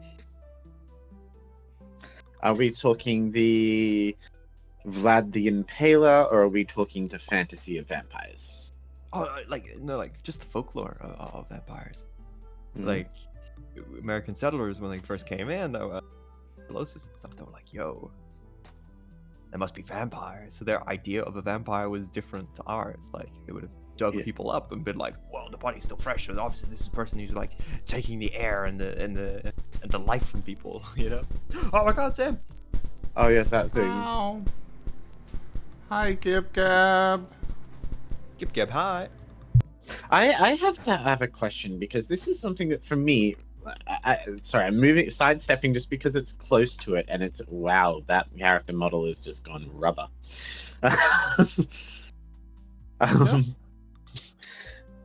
So I have to ask this because I've run into it now. When I was raised up on stories of things like vampires and werewolves, You know, I was always I always had a impression of werewolves, and I felt that all the stories and things I've read very much encouraged that impression. The werewolves, are they a class of undead creature? No. depends on who's telling and what story you're listening to. But Okay. typically, no. Yeah, I will say typically no. I have personally never heard a story of vampires where they are, you know, undead. Or not vampires, Werewolves. Yeah, yeah. werewolves, where they are dead. Sorry. Was just fighting a bunch of vampires, so, you know. I get you. So the reason I say that was I was always raised on the stories that that werewolves were a form of undead. It's why they're so susceptible to things like silver, and why they drew their power from the moonlight. Because these things, in a lot of religious iconography, are symbols of purification of the dead. Oh, I see. Makes sense. And so that means that was always drawn the idea of that, werewolves are an undead. You can't just kill a werewolf because they're already dead. You can't kill the dead. You have to, behead them with silver. Ah. And that's very much how do you kill a zombie? You behead them with a silver blade. It's very old school fantasy. I look towards what Garu has said here in the chat. It's like, no, because silver cures disease. And do you know what? That's also true. And I mean, the, what is it? Antibiotic or antiseptic? I've forgotten. The properties of that also is found similarly in garlic. And that's why we don't have vampires or allergic to garlic. Because it wards off death, literally. There you go. I mean, it is worth noting, one, Garu is my partner, and two, this is a heated debate me and Garu have had many times. New By the way, Year's Garu, you are Kitsune. welcome Whoa, to join New Year's boys. Kitsune. And hey, New Year's. Let's go. Hi, New Year's. Yeah, there's one or two legends that point to it, but vast the majority. Yeah, see, I'm with New Year's right now. Yeah. It's kind of like some people can be turned into vampires, and some people are just born vampires. Some people are like the spawn of vampires, and like there's a lot of different lore and stuff like that goes into it. But you know how it is. What is Garu? Oh no, Garu's here to tell you off. I will just actually. I will just say I wasn't asking it to try to, I guess, sway people to my idea that werewolves are a form of undead. I was bringing it up because I don't know. I feel like when I was growing up, everyone was like, "Oh yeah, werewolves are undead. Werewolves are undead. Werewolves are undead." And then now suddenly it's like, "No, they're not. What's wrong with you? You're crazy. They're not dead. No one talks about werewolves being undead." And I was like, was I really in this very niched little bubble? Because I was always under the impression that werewolves were very much an undead creature. Yeah. I know there are niche situations where werewolves are associated with undeath, but it's rare. I can think of like the notion that vampires could be affiliated with wolves, and there was like a particular somewhere in Europe that it was like the spirits of the dead came back as an undead that manifested as a wolf. But usually the allure and the appeal of the werewolf is the fact that there's a person still there, and Yes, but the notion is once they are the wolf, when they are the wolf, who they are is gone. The semblance of them has been destroyed. They would feed on their own lover if they had the opportunity. It's very... And then they would come back and regret it. They're not Well, gone. no, they usually would come back with no memory, and usually even then, the turning back into human part, in a lot of lore, this I do know, in a lot of lore, the coming back to human is usually only temporary. Eventually they won't come back at all.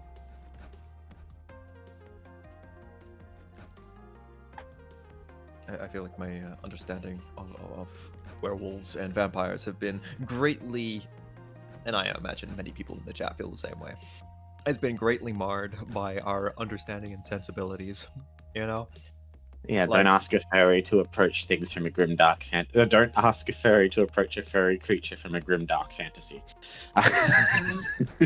I mean, I'm telling you, like, vampires, I was like, damn, I wish I was a vampire. Yeah. That'd be cool. I still would prefer to be a vampire over a werewolf. It was on the I don't know. opposite side. But yet again, that's because I'm not a doggy. I'm a kitty.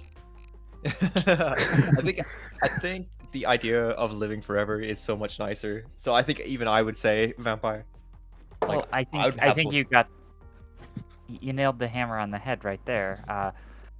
You said the idea of living forever. You see, vampires are undead. They don't live. But like, I get to cackle maniacally from an evil tower. I mean, that's pretty sick. I would love that. Like, somebody knocks on my door. Hey, have you got a phone? I'm like, Yeah, but come you know, inside to my castle, and it would be great. yeah, And they'd be like, and then oh, you live in a semi-detached house, mate. Chill. you're bound to all those mechanical rules. You can't drop in unannounced to your friends' houses. I mean, that's not true. And if we're going to say that things are only relevant to certain forms of lore, it is worth noting that that's not true for all vampire lore at all. That's fair. I The- also will point out that you generally don't do that anyways. Yeah. I don't I mean- just when any time that I have gone to visit a friend, I have not just walked in their front door. You don't? No, I not. You don't? Also, Uh-oh. Is Zim a vampire? Is that a also- vampire? also, I mean, like, I feel that it's much easier to be an ethical vampire than it would be to be an ethical werewolf. Because if you're a werewolf, you break out from your containment on a full moon, or, you're someone who loves the idea of running around free as the wolf, you're probably going to kill people. Me as the vampire, I don't have to kill people. I just have to get some blood.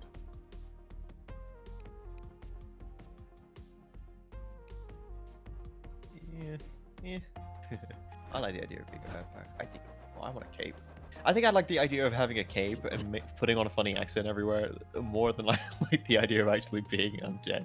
I gotta be real with this. Well, I saw somewhere in like a D&D manual where there was like a were-rat sorcerer, which looked pretty cool. So you could A probably were-rat? Mhm. I want to be a were-rat. That sounds so much cooler and more useful. Like, I don't think a were-rat. It's kind of like, oh, The kill wild people. sort- He's a little the- boss dude. I mean, were-rat sorcerer just 100% goes Skaven. It's just And- a Skaven, isn't it, at that point? Like a grey wizard Skaven? I mean, there's your evil sorcerer's tower thing. But yeah, the nice thing about lycanthropes is they come in all furry varieties. There's actually a lot of Weird tiger. yeah, exactly. I mean, well, technically, a lycanthrope only comes in one type. I think you mean anthropomorphics, because a lichen, the lycanthrope means wolf. I could technically say garou and be more accurate. That's a English simplification because, as we pointed out with the name like loop garou, that means wolf werewolf. But you could just call them wares or garou, and technically be correct. There is disambiguation.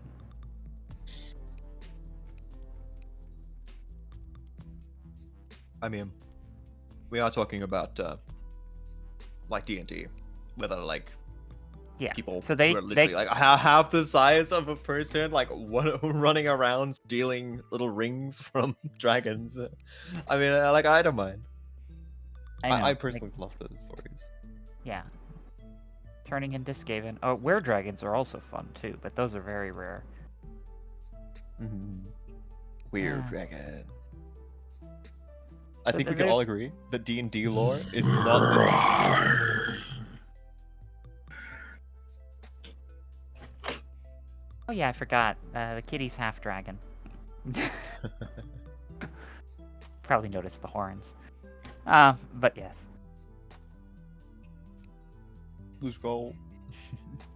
Well, yeah, it's D&D lore is like different to like actual folklore. I think. Oh, yeah. Getting Correct. the freaking kobolds from D&D was a freaking wake up for me because, all my life, kobolds are these little gremlin things that live in the Yeah. They're little dogs. mountains. they're like little dog rat people. You know, Yeah! "Oh, no, take your candle." And then it's like, the D&D people come along. It's like, oh no, they're those super sexy little lizard people. I'm like, wait, what? They are great. D&D did a great thing with that. And then I've got Garu telling me, no, that's how everyone sees them. That's the way that they've always been. And I'm like, no! Among furries, for the most part. They have to disambiguate and make it, this don't is a gaslight classical my- kobold. Don't gaslight my dramatic folklore, please. I'm gonna look it up. I'm pretty sure the kobolds are from Germans, and they're like our equivalent of leprechauns. Basically little For goblins. us, yeah, goblins. What the Germans call kobolds, or at least German folklore, their version of kobolds are our version of goblins. Well, technically hobgoblins, but yes. Are they like mine goblins? Sorry, they're like what? Sorry, Mine goblins? my goblets. Yeah, mine goblin these nuts. Okay. Really? Do you like I- dragons? I'm not gonna fall for it right afterwards. I can hear the hiss in that sigh, Kurai.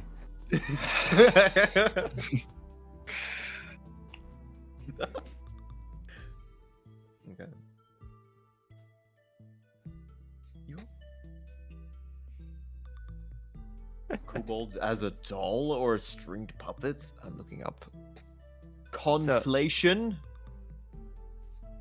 But yes, no, typically speaking, until like D&D, I'm not saying that, maybe lizard kobolds didn't exist somewhere, but the idea of the kobold being these lizard men who lived in the caves subservient to the dragons, that's very much not what kobolds were until D&D decided it was.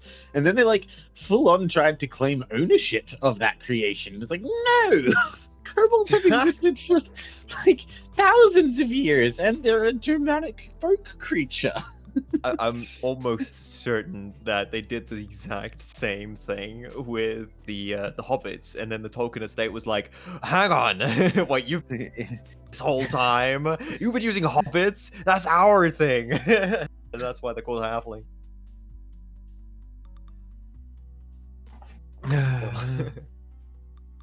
You look into the history of poor D&D, like they've been like, look at this original idea we've had.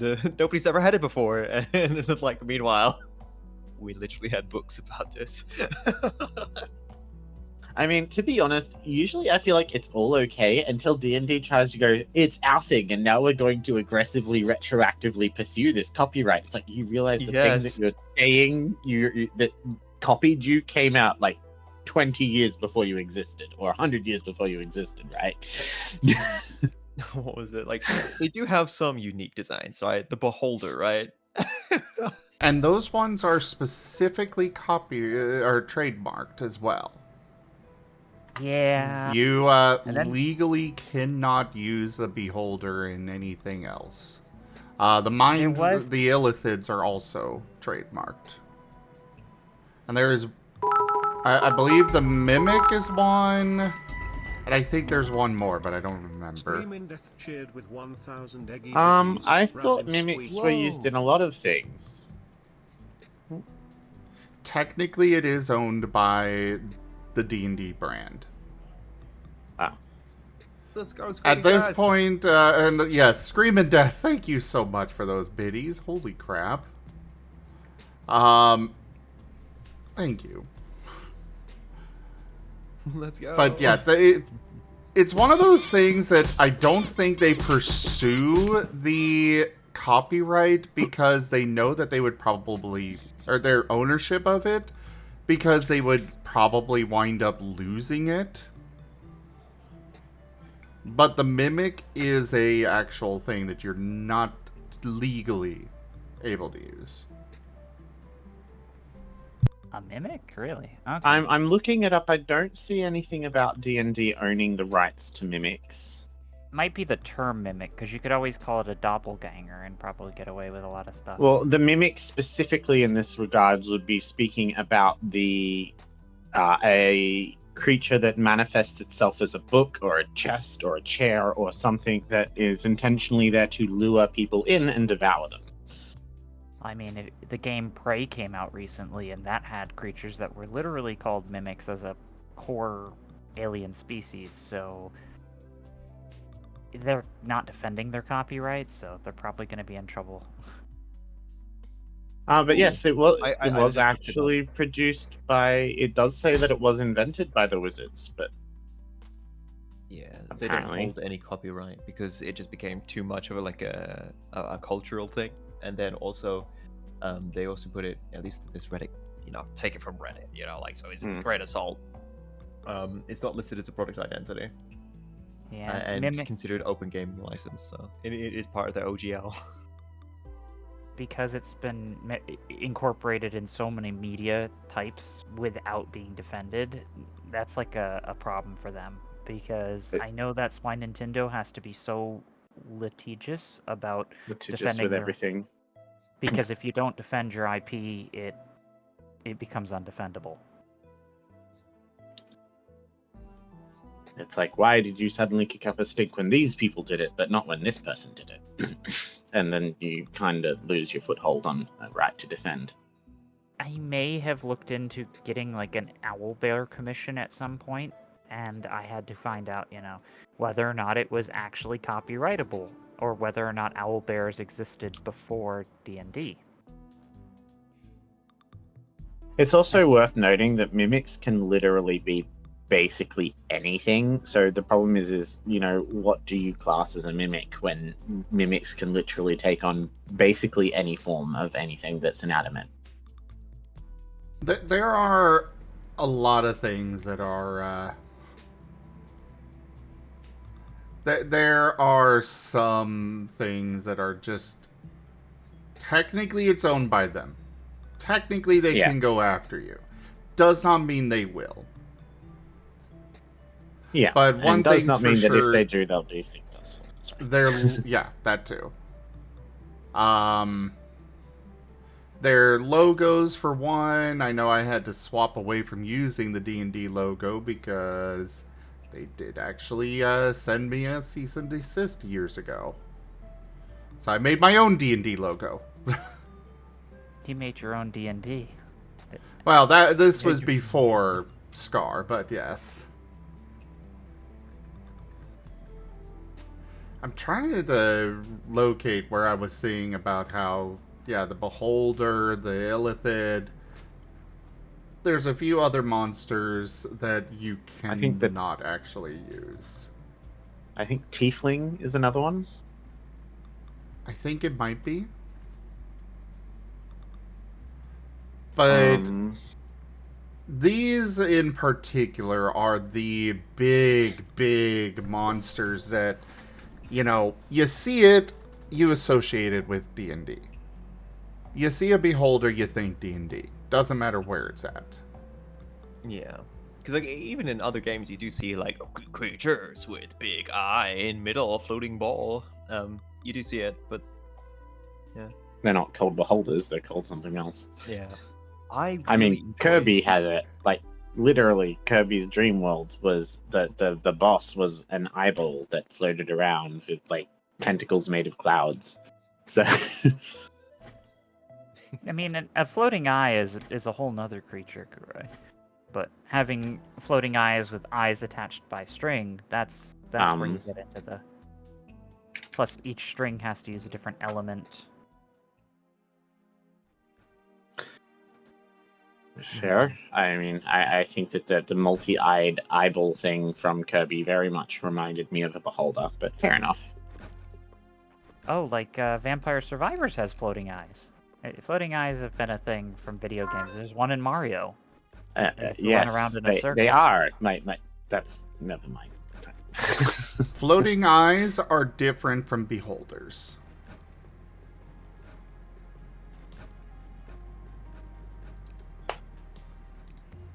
I wasn't talking about just floating eyes. I was talking about a spherical creature with one big giant eye, a big gaping maw, and a bunch of tentacles coming off it with eyes attached to it. And they tend to shoot laser beams. Yeah. I think you're talking about Zero. What? The creature in Kirby is called Zero.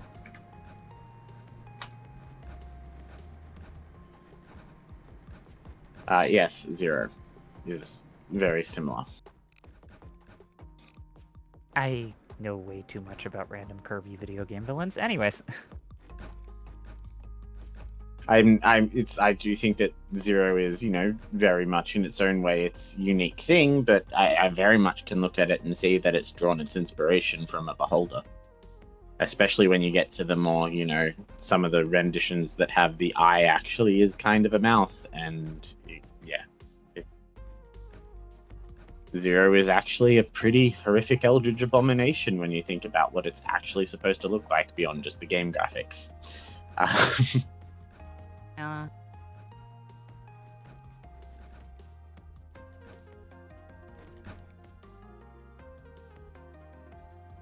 it's associated with dark matter and a lot of other deep Kirby lore, because obviously when you have a creature with as much power as Majin Buu from DBZ, you kind of need villains that are just as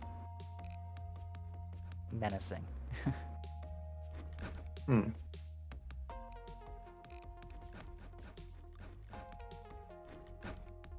But Kirby doesn't really bother to get lore in the way of the gameplay, which is nice.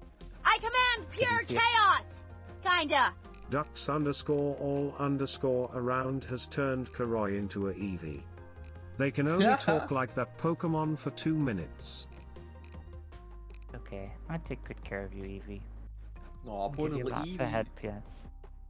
Okay, Eevee. I love my Eevee. You can sit right on my lap and I'll just give you head pats. No. I'm gonna get some biscuits. You're gonna what? Gotta get some biscuits. I learned a new recipe. Oh, you're gonna go make Aw. sausage gravy and biscuits? Yeah. Oh, No. you want some like super berries or something? This is my attempt to like Pokemon lore. Help. Oh, I'm just as lost as you. I just know that the Eevee is fluffy Eevee? and it's brown and it's cute and I can pet it. Eevee. And it's got a nice accent. See, Kurai's good at the voice. Good. Eevee. Let's go. I want to scooch you under the chin. There you go. No. Yeah. Eevee.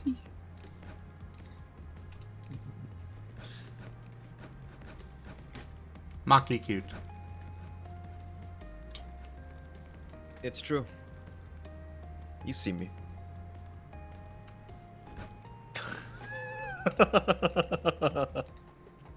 Kurai. Oh, let's go. Thank you, Sam.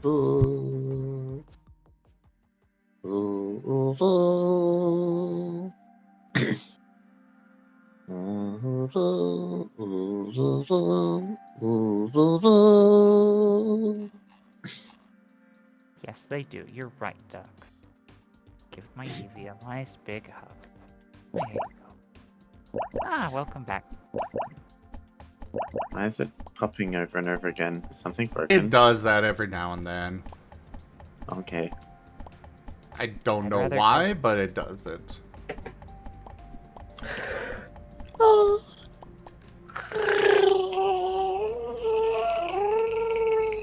So cute. Trill out all that extra Eevee, apparently. So cute, Kurai.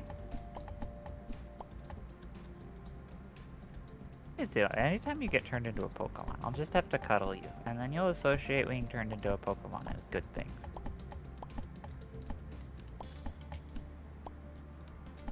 I love you, Kurai. Love you too.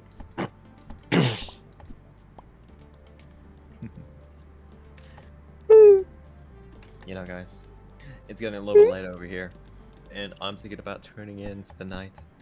I I want to say hope thank you you very sleep much. thank you very much for the company tonight, everybody. And furthermore, Zim, thank you for the commissions and for the gifted art for my birthday. Thank you so much, guys. I appreciate it. Let's go. That's awesome. Yeah, I got him a Marten icon for his birthday. Yeah. Aw. Oh, is it your birthday today? It was No, my birthday. on the it was 8th. late. Oh. No. Do you know? It's better late than never. That's the way I see it. Do you think I'm gonna be Happy unhappy belated. with a gift like ever? Let's be real. Look at that. Hell yeah, that's so fun. Aw. Look at it. He's Look so at that. cheery. Look. I got my own like a Marten soda as well.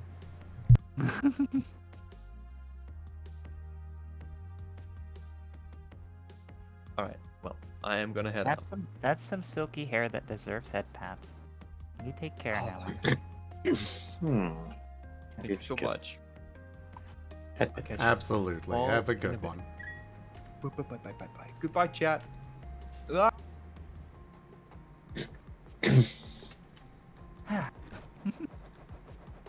was fun. I would have talked to him about kobolds and werewolves and vampires all night long.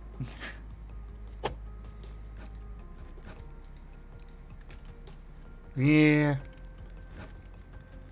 He's over in Ireland. So, he was up late. Ooh, yeah.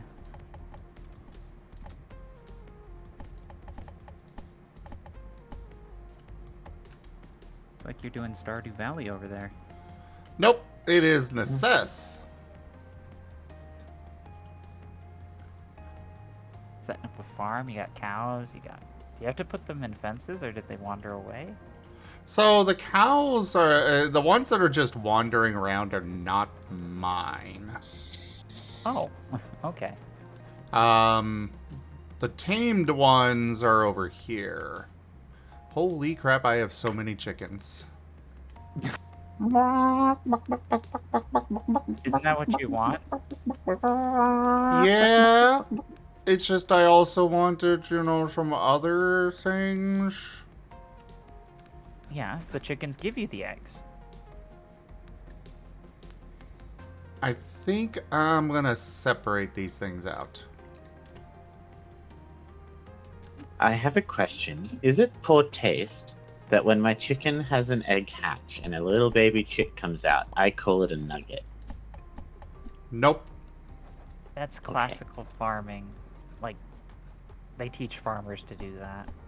You name your pigs pork chop. You name your cows sirloin. I remember I used to have a friend who used to raise bunnies for food, and they used to call them stew and casserole. And I break the wall for a moment and they immediately try to swarm it too.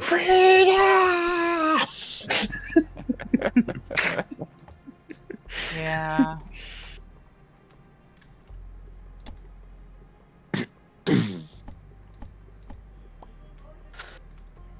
Well, I think everything stopped spinning finally. Huh? Oh, The hangover? yeah. To be honest, I think hangover was the wrong word. I wasn't hungover. I was just still drunk. Yeah, I'm not surprised you passed out and stayed asleep. Did not pass out for ages. I had to wait to start to sober up enough so that I could sleep. Oh, sorry.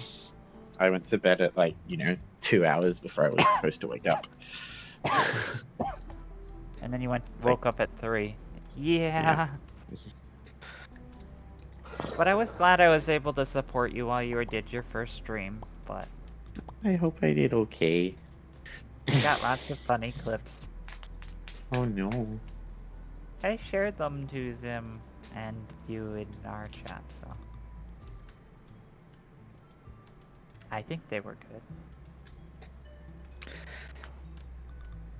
I ended up having to reload a save because I got too distracted and I let Gertrude die. I may not have helped you in that. But I wanted to keep your attention and keep you active and having a good time on stream, so. R.I.P. Gertrude. Oh. Except she's back. Whoa, those chickens rubber banded. Yes, I am okay with that mechanic. It does not make much sense, but it beats me opening the door and having them all try to escape while I'm trying to move them around. That's fair. Or Minecraft mechanic where the rope just breaks into a bunch of props and they all run away.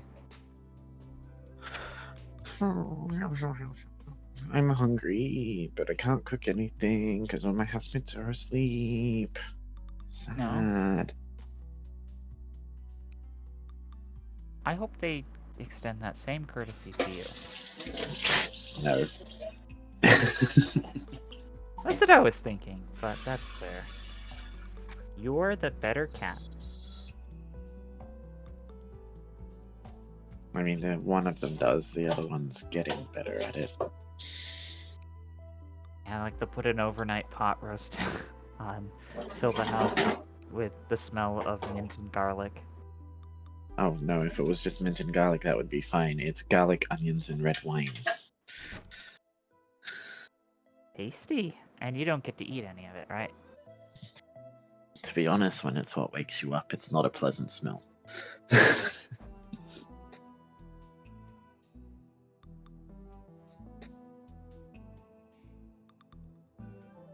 So this is how Zim gets the egg supply to drop on in repo.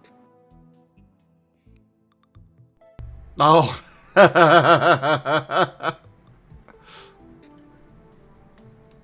I do love how that became the how is Zim dead? How do we know if Zim is dead or not? Are there eggs dropping everywhere? Yeah. That was really funny. Those are dragon ducks, or what are those? Those are cool. I think those are Like a cat Amara, duck. Orca Commander. No, that's someone else actually. Rawr, rawr, rawr. Hello, Lightning.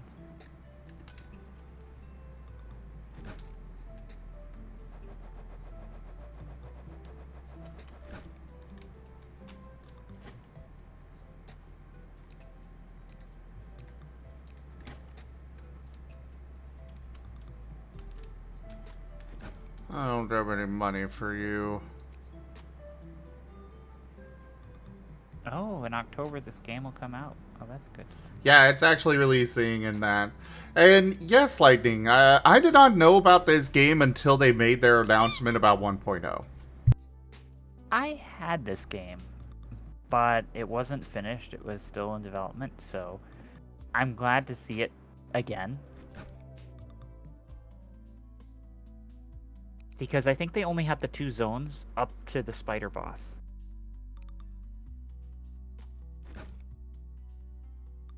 They've definitely got a This is lot of true. stuff now.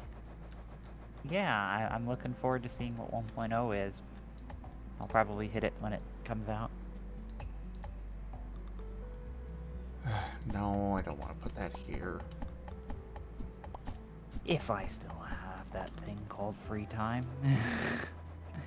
That is going to be a nightmare, but I'll figure it out.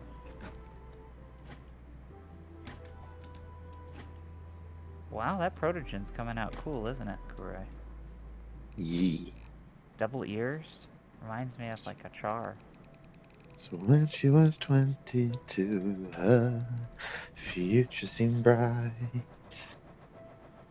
She's over 30 now, and she's out every night. All she wants is a boyfriend. She gets one night stands.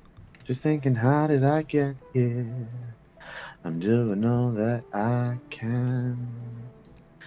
It's sad, but it's true. How society says your life is already over. There's nothing to do and there's nothing to say. Until the man of her dreams comes along, picks her up and puts her Yes, over his shoulder. he mentioned Char because they've got this character here has the double ear thing. Whenever I see a double set of ears, I think of Char, because of a few of my friends who are really big Char fans. It's not exclusive to Char, but it is something I see. Also, Why I are noticed you that this character... apologizing? I was singing. I'm sorry. I like the singing. Stop this character- apologizing for things I like. Okay. You were saying, Guru? I was saying, I also noticed this character has 2 sets of arms, it appears.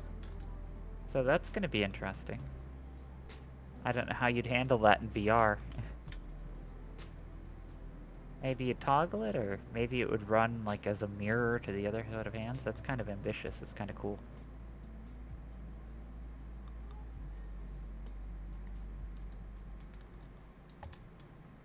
It's neat to see new things like that.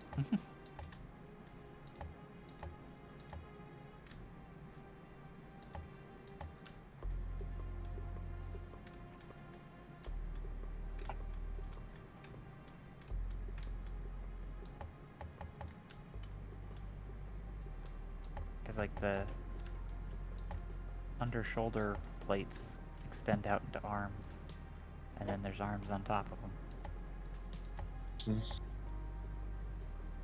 Very cool.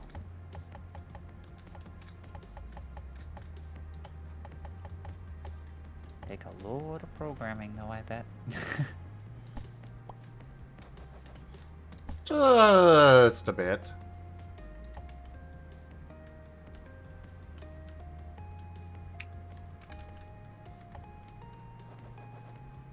Take it you like Char, Fru?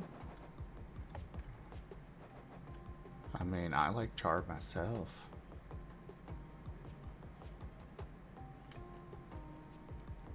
Who's got an alright job? Maybe when Guild Wars 3 comes out, they'll have like the ability for people to TF into Char with like a tonic or something. I mean, you can just play as one. Yeah. Garu only likes it if it's TFE because then he can create the idea that he could turn into one. Ah, you're right. Immersive. Can't just... That's like just playing as a dragon. I mean, you gotta become the dragon. Otherwise, you're just playing as the amazing thing you wish you could be. Gotta start from a relatable foundation, and then... I mean, Earn I tried credits. doing that, and you said I was being vanilla.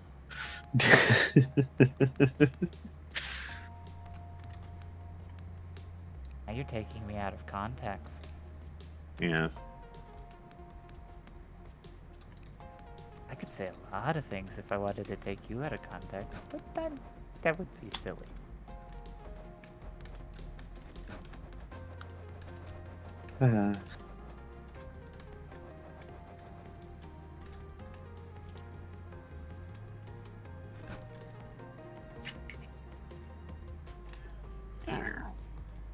Woof.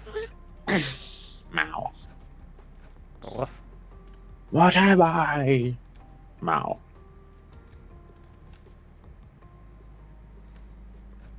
That is a lot of sheepy.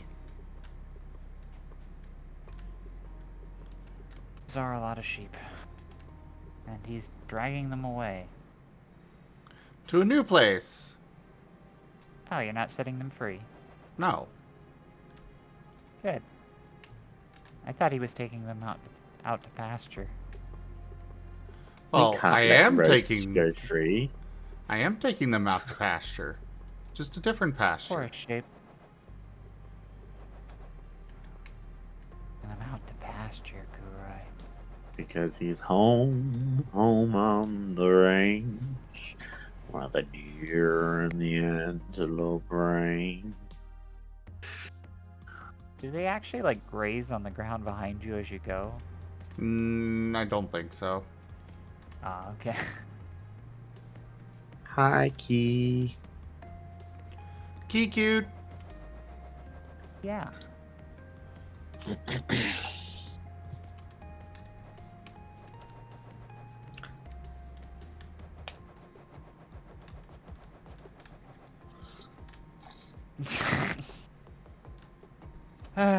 Me just watching like ragdoll physics of Key at the moment.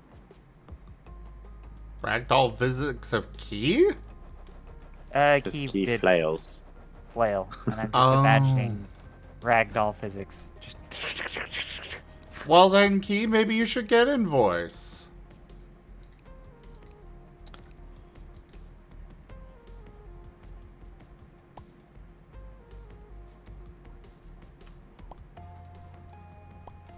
How dare. Because it's true. So cute.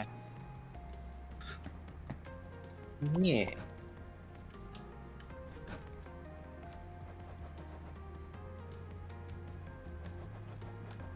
Alright, let's get ourselves some more cows.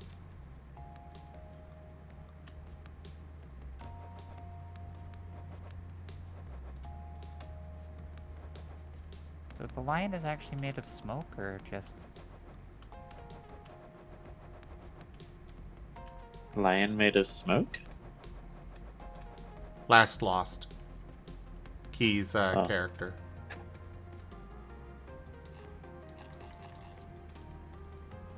The term smoke lion is colloquial. We are not actually made of smoke.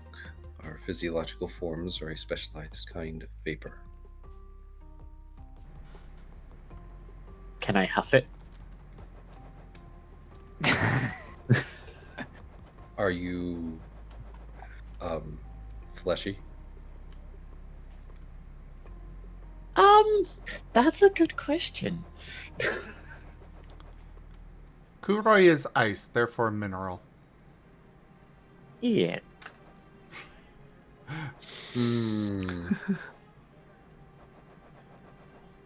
Not sure if would constitute as rock salt.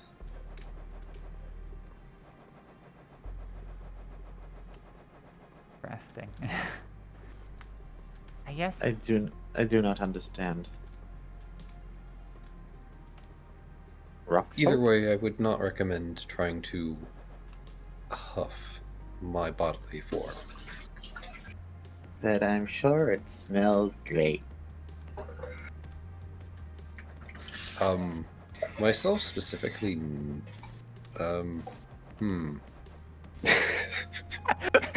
Questions he's never thought he'd ever have to answer. I've been told on at least one occasion I smell like a campfire. Ooh. Okay, so definitely want to huff. Ice that lights a fire. Who'd have thought? Well, Also- I'm dating you.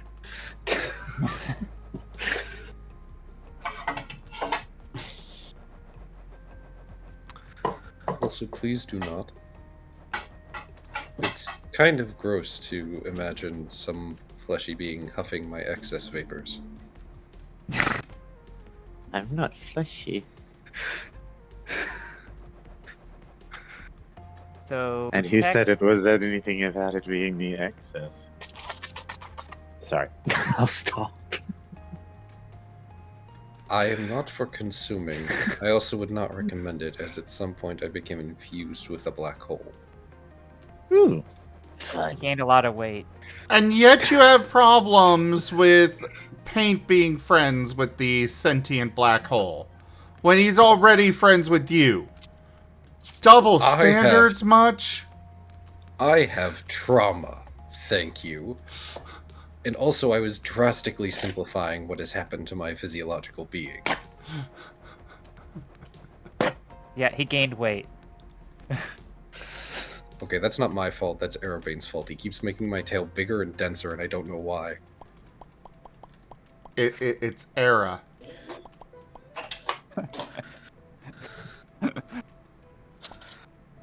Well, Enough that's said. stop.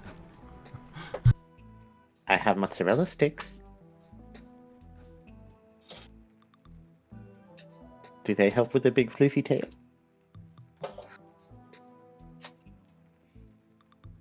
No, but I will happily eat the breading. You don't like the cheese? Lactose? No. It's the fact that it is simply harder for my form to digest in a timely manner.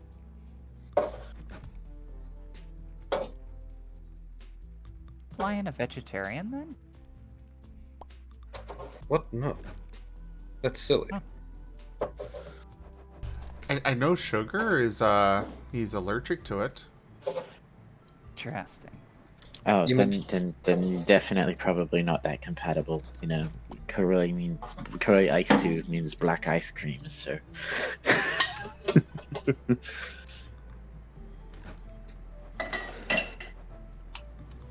I mean, how to put this? It is easiest for my species to consume aerosolized or particulate matter. Followed secondly by solid matter, and the most difficult and lengthy to digest is liquid matter. Huh. So what I'm hearing is I need cheese whiz. Disgusting. No. We don't but- have cheese whiz in this country though, so. You know what I love Good. about Key is you can just slip right into in-character interactions. That's so awesome. Because I mean, you could just then ask all sorts of questions like, "Are you temperature resistant?" Because you could just boil all of the water, and that way. My species are particularly vulnerable to hazardous, how to put it, environmental extremes. Okay. So. So not don't put the exactly a lion fire in animal. windy weather. Well, that was what I Yes. was wondering initially. It's like I was imagining them flailing, and I was like, if they move too fast, would they just blow apart? No. We are stable enough that, in general, doing that ourselves is not a problem. However, powerful winds, rushing water, intense magnetic flux, these things can be damaging. So you're Okay. magnetic. So Kuroi should not go near it because Kuroi is an extreme. Sad. Walks Yeah, away. you'd possibly make them condensate. Not necessarily. So Kuroi's made of ice, but he is the literal conceptual notion of cold. Ah, interesting. So, you know, if he was to make a mana font, it would be you touch any of the magic coming out of it, whatever touches freezes and shatters. Ah, I see. Absolute zero. Yes, that would be damaging. Yes. Thankfully, Kuroi doesn't have to absorb the energy of things that he touches. I will note that in deeper colds, we tend to become a bit more sluggish, and in warmer weather, we'll put it nicely. Oh, summer's a bitch. Our vapors can become agitated, which can either result in seasonal lethargy or a heightened sense of energy. But we also don't like humidity. But then again, maybe you do, because you absorb particulates in the air very well.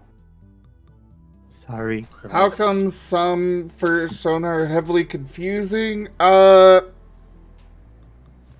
Because people can come up with them and they don't necessarily have to make sense. Exactly.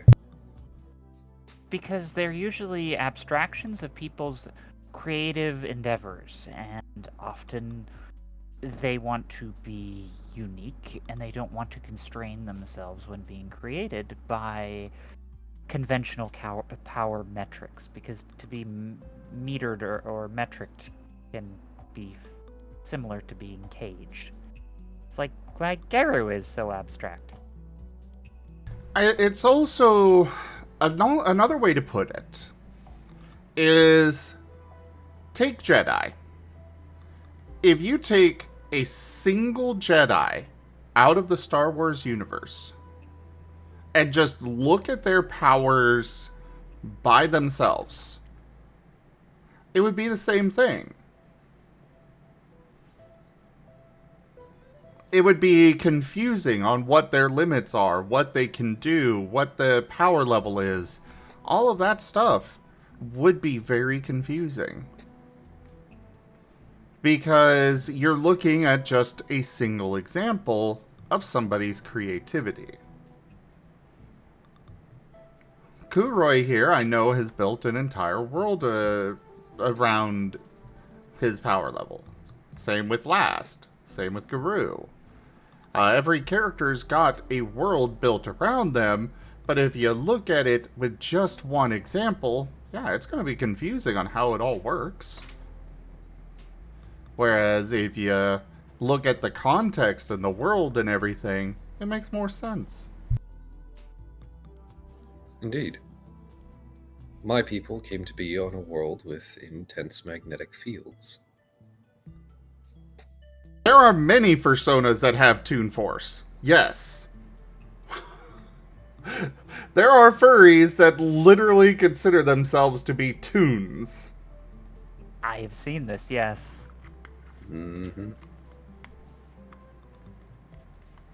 A lot of people were inspired by, that animation style. Whoa, those are some wide-eyed looks from that protogen.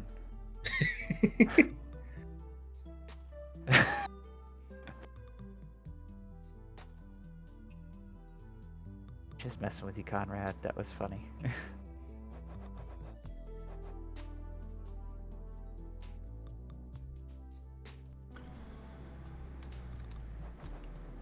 All right.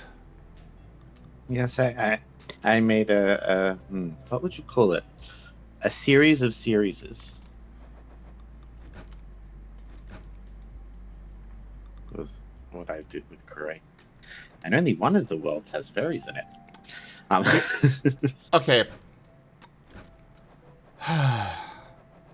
Sorry. Oh, no, not your fault. You didn't do anything wrong. I derped. I came up to the surface after going down into the dungeon to make some more torches.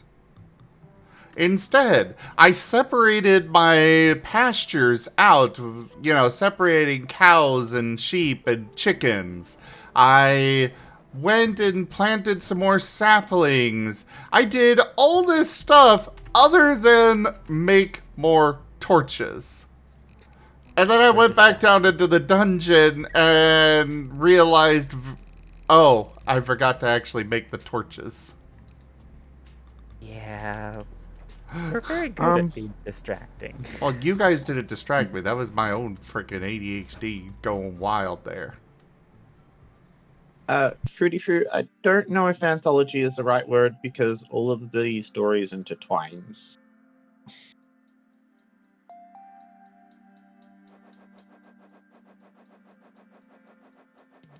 Multiverse? Maybe?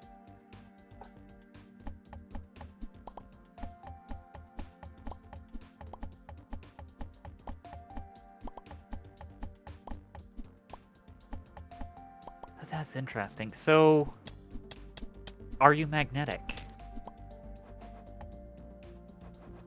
A majority of creatures have some small form of magnetic field around themselves. This does include my species.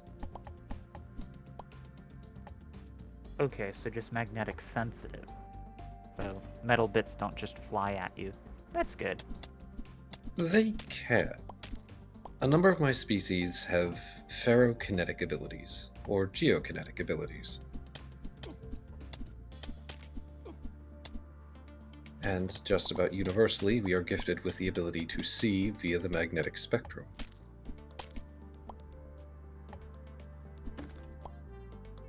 So strong magnets blind you.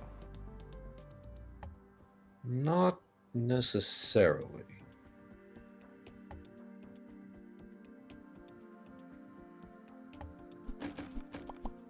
A strong magnetic force would manifest itself in our vision differently from a weaker magnetic force. They give off different and variable numerically numbers of waves. They look like giant donuts, effectively, toruses. Arcing back. I'm imagining if more potentially like heat vision.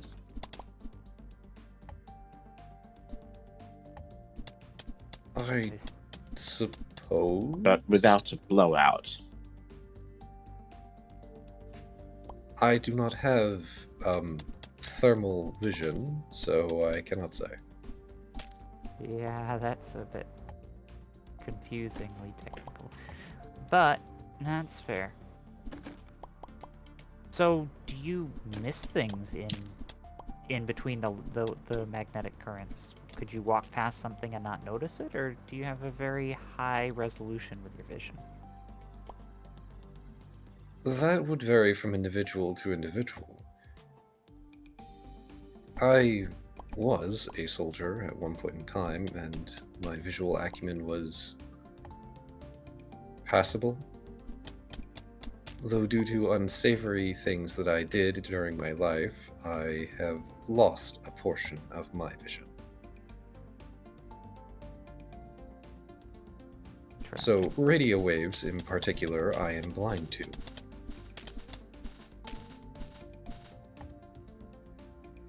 So you see... Well, I guess that's EMF frequencies. Different bandwidths. Indeed. It's unfortunate, as it would have been useful to be able to see in that spectrum more than once. You probably looked at a very, very strong radio wave and damaged your vision?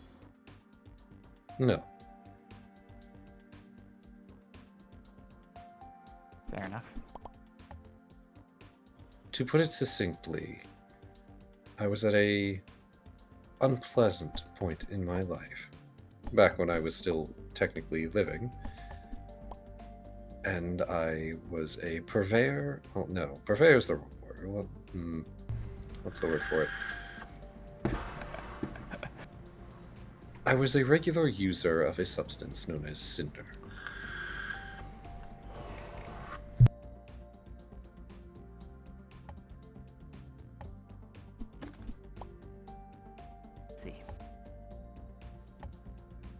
One of the side effects of cinder abuse is a dulling of senses. I happen to be unlucky enough to partially lose some of my vision. So I realized I was muted there, but yes, Epic. I went into the proverbial kitchen for a light pickup and ended up doing taxes. Exactly. Done that. I have done that. And I got them done in one day.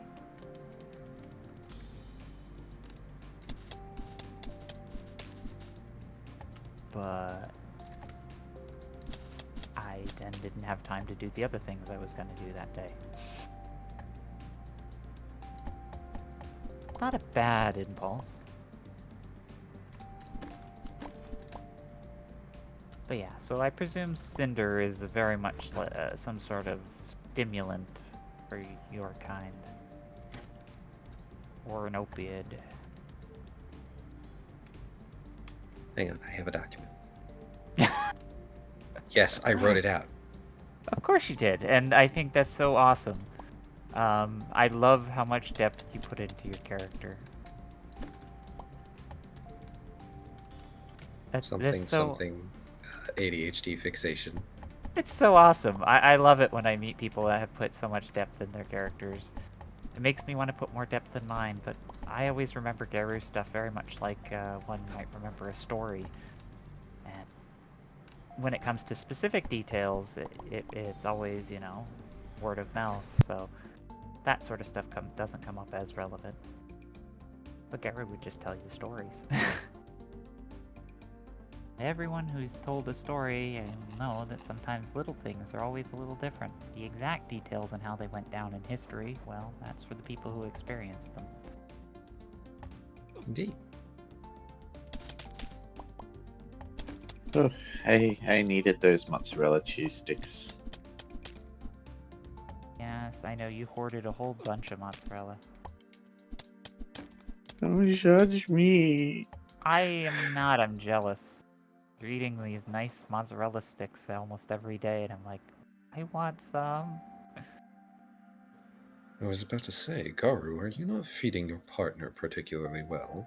It sounds like they're starved. Well, I mean, I'm not feeding them. They're the one talking about all the food.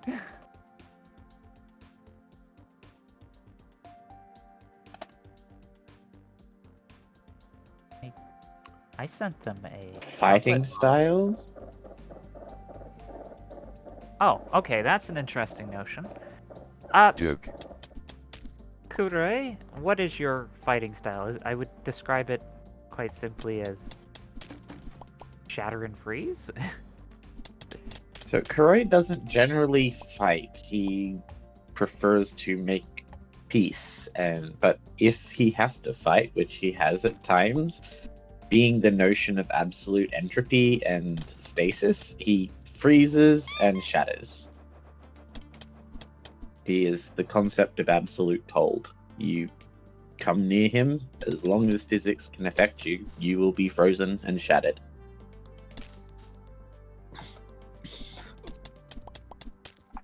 You just take all the energy. He sucks all the energy from your form. You will remain stasis. You will become still, and then he will shatter the form.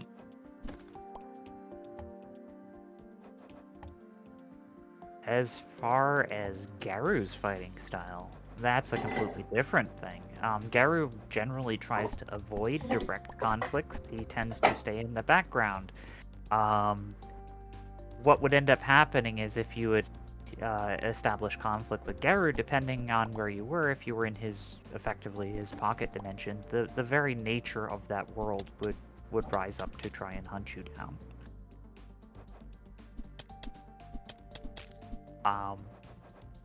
He very much does generally kind of keep a low profile, but the times that he has had to fight, he's used ethereal beasts and creatures that he's conjured up out of the raw primal magic that he has.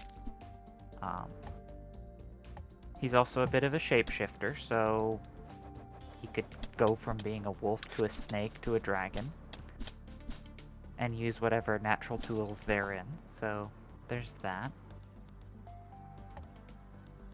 And I'm sure you've all seen what Lost is capable of on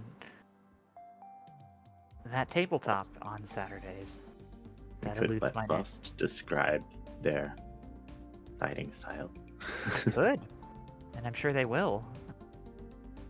Well, that depends. Which kind would you prefer I elaborate upon?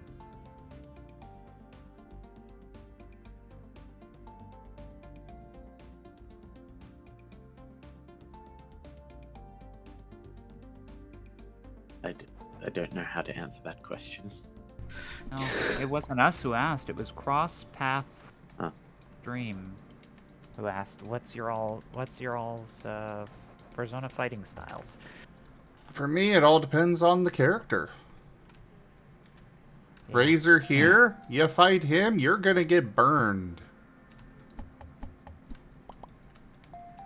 Even demons from the pit of the hells themselves will still get burned. There is no immunity to this firedog's fire.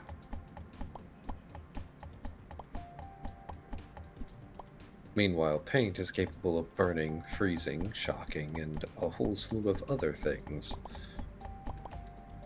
Yes. Elemental dog. Highly pettable, though. Oh, exceptionally. Paint is a good boy. Yes. Sometimes. Sometimes he can be quite stubborn. I mean, he can be a little, mischievous, but he's still a good boy. I mean, I guess if something managed to push Kuroi, he'd probably take on like his more draconic aspects and probably recede into a nihilistic rampage. I mean, you did freeze an entire pocket dimension once and push it out of reality, so... You kind of have cryokinesis, so there's pretty much no creative limit to what you could do with manifesting ice sculptures. Who would win, Firedog or Ice Sooner? I mean, I feel that unfortunately you're comparing absolutes from two very different worlds. I don't think there would be a winner. Yeah. It's one of those things where it's better not to try. So the best example I would have is if you've ever played Super Smash Brothers and you see like Solid Snake take on Ganondorf, it makes no sense, and there is no balance. That's the only way it could ever happen, and even then, it's not serious. There could be no actual conflict between two desperate worlds like that. There's also the consideration of why would they fight in the first place? Because for Razor, he is very strict about only killing demons. Interesting. And Kuroi just wants people to be happy, and he acts as more of a guardian and a defender rather than someone who's going to attack you. He's more likely to erect an ice barrier around your settlement to keep you safe than he is to go out and kill things. Haru might not be as benevolent as the other two, but he generally acts more of a scavenger because he knows better than to try and take on deities or, heroes, if he can help it.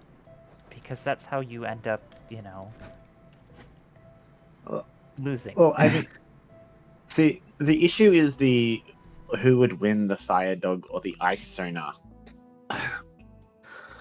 The only thing that comes to my mind is, okay, you're comparing to, like, you're literally asking what happens when an unstoppable force meets an immovable object. There is no answer. That would be my opinion. It's Scarlet Witch versus Phoenix Force. Who wins? Well, the reality is whoever strikes first, and either way, reality is destroyed in the process.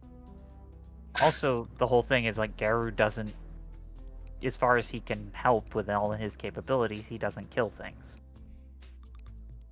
So he'll TF them and he'll resolve the fight that way, but he won't actually kill anything.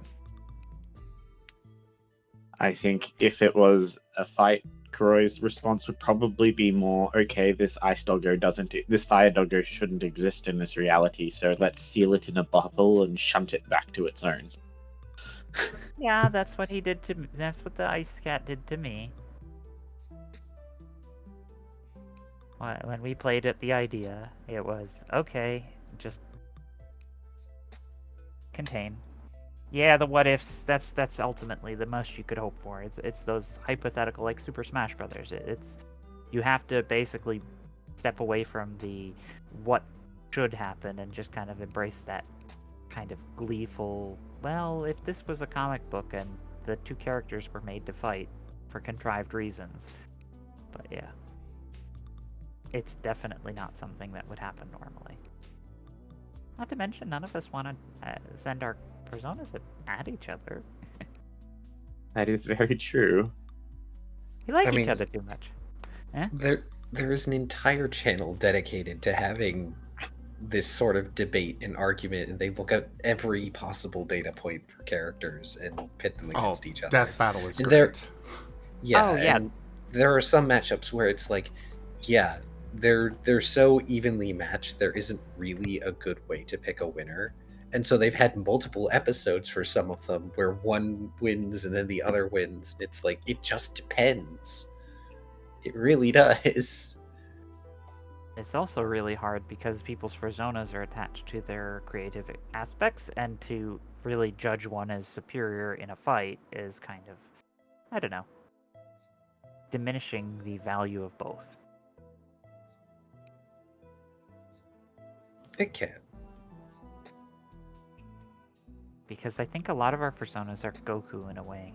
We rise to whatever our local environment requires us to do to tell our stories.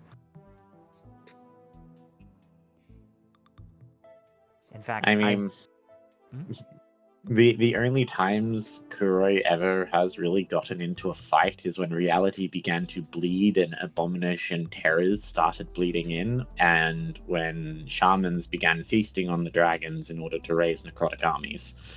So those are the only times Kuroi's ever actually fought. And in then, he's usually more just trying to patch the wounds than trying to fight. Geru did most of his fighting to escape the demi-plane that he existed on, and then once he created his own little pocket universe and made his own demi-plane, he basically just enjoyed the status quo. He didn't go out to, become this giant mega conqueror of all the cosmos. So yeah. What's Sona's favorite foods? Interesting.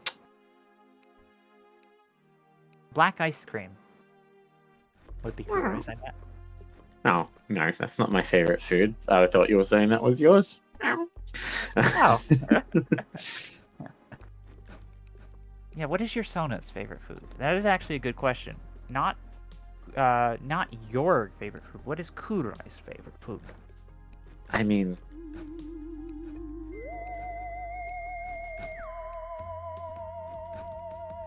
Waiting for Zim to finish getting abducted. Goodbye, Zim. So long, cruel world. I mean, that's totally a thing. Like, if I started getting abducted by aliens, my first thought is gonna be, yes, finally! See yous, fuckers! Flipping off the planet. That reminds me of a Doctor Who episode with the lipid people. Oh. The nanny does Just be that. fighting. Yeah. Yeah, but then she gets dropped. Yeah. I knew you'd get the reference. Anyways. I think Kuroi's favorite food, something sweet, would be probably banana cream pie. Something else would probably be sushi. Sushi. Okay, you lean into the cat themes. Cream pie and sushi. And yours For- is probably Cinder. Oh, no, go on. For Razor, anything spicy. Yes, spicy is good. A steadfast supporter. Also, did you just insinuate that my favorite thing to consume is a drug? I did, because I didn't know what else you consumed, and it was a joke.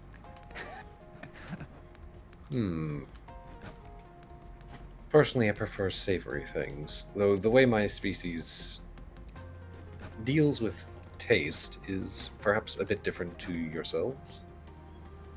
Ah, yes.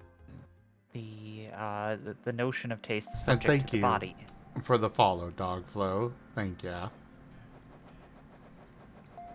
Oh, I'm simply using equivalent terms, because, were you to ask my people about taste, they might say something to the tune of,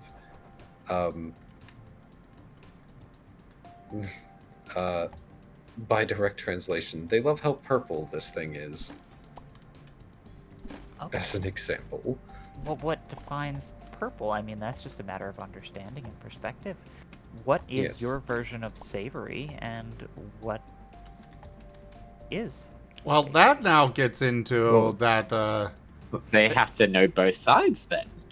He defined savory, and so then we have to know what he means by saying that he likes savory as a taste. that then Look, gets I'm- into the question, Like, who's to say we all see the same colors and such? Does it matter? As long as we have a color mapped to your color, then when you see green and I see red, but I think of red as your green, then does it ever actually matter? Well, here's an example, Garu. If I said something tastes purple, what does that taste describe to you? If it was universal, that'd be great. No, that's not what I asked. If I described something as tasting purple, how would that taste to you? Fruity. Oh, my apologies. I'm mixing up information here. No, that is descriptions of magnetic waves. But that makes sense. Seeing various things in the magnetic spectrum means we can describe them differently. Sometimes they might be described with texture, color, or taste, even though we are, well, seeing them. The stronger the field, the brighter the color, as it probably follows the rainbow of magnetic strength intensity. Potentially. Unfortunately, I am not a physiologist. No, you're a soldier. And a baker. Oh, a baker too. And a candlestick maker? I suppose I could if I had animal tallow.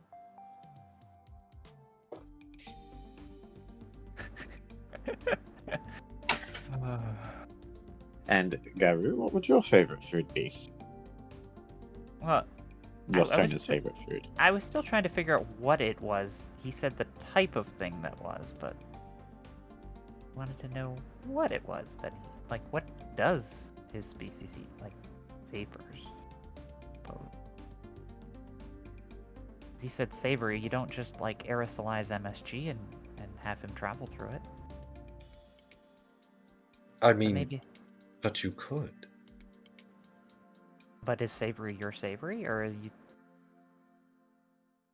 you got confused when you were telling us? So I wanted to just make sure that that's what it is. Do you taste things like the rest of us, or is it a different quality you're seeking in your food?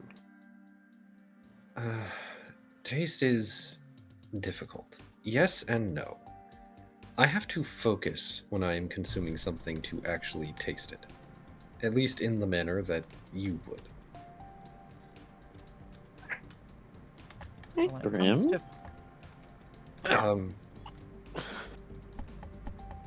In simplest terms, I don't exactly eat like a fleshy creature, even though I perform a Emulate. facsimile of the function. You manifest in the form of a fleshy creature, but you're not.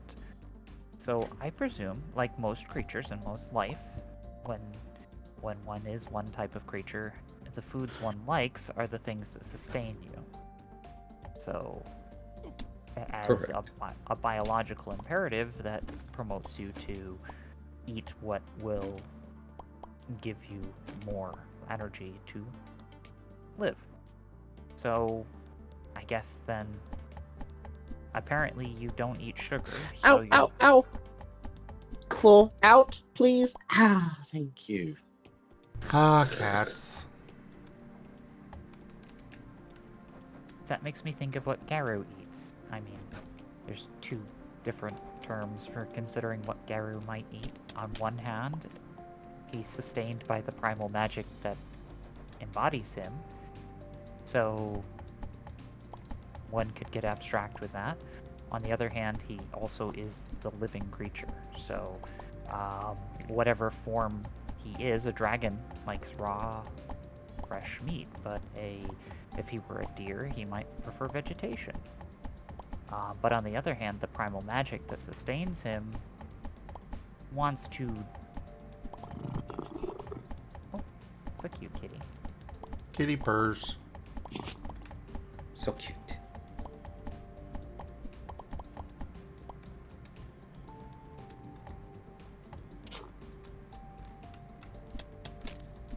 Well, primal magic just wants to devour humanity, to put it simply.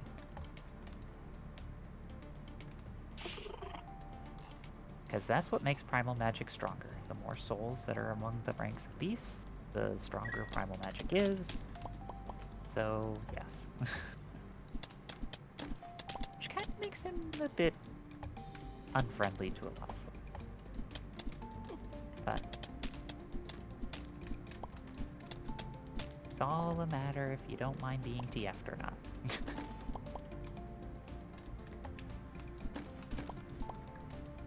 So that's what I'm wondering. What does Lost need to sustain himself? Because that's probably what he likes to eat. Yes, Garu's primal magic, basically his favorite food is souls.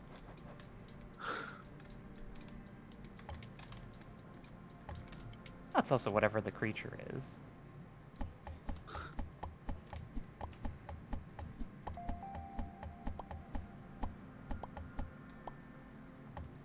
Thanks, Meryl. That's why I asked that question, because I figured, oh, this person is also strange. He might also eat strange things.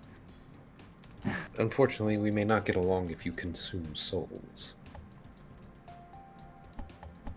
I don't consume He doesn't a soul. directly consume them, he more absorbs them into the massive energy that is encouraging his massive energy to grow and spread and encompass all things within it.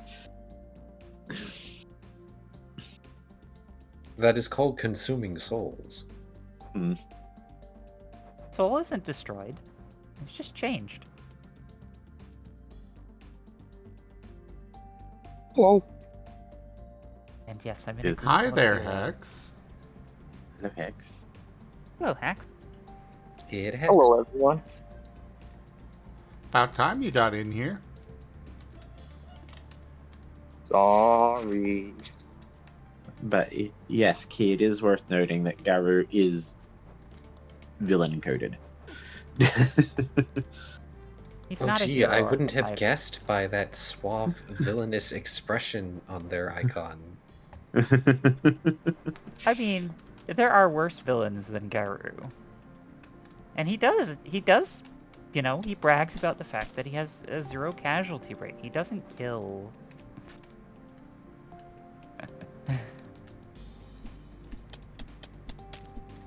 There are much worse villains. There are things that will eat your soul and leave nothing behind. They will feast on your soul.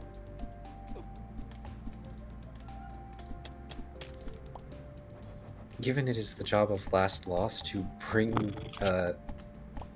broken or displaced souls back to Twilight as a pseudo form of psychopomp these days, yes, he would not be very pleased to make the acquaintance of Garu. I didn't think so. I mean, you guys seem very much like aspiring heroes.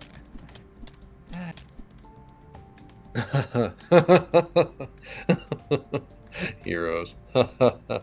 Oh, I am. We are not. We are Okay, not. then the notion that true death is not heroic is also a notion. That's like saying, like, Asher is a villain. But, I don't know. No, Asher is a spoiled brat that Key hates. 1, do not hate. 2, yes, they have acted like a spoiled brat.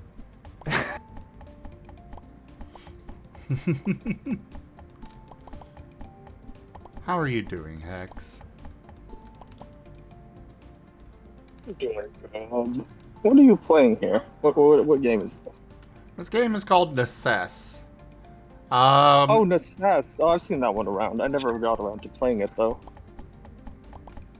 Yeah, it's essentially Minecraft, Terraria, and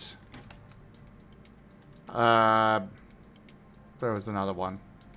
It looks a bit like RimWorld. RimWorld, yeah, that's a good name. All had a baby, and this is the result. Hey, Grim.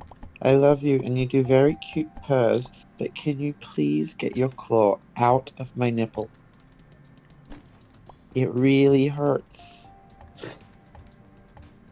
Yeah. Ow. So yeah, Garu is very much he's a TF villain.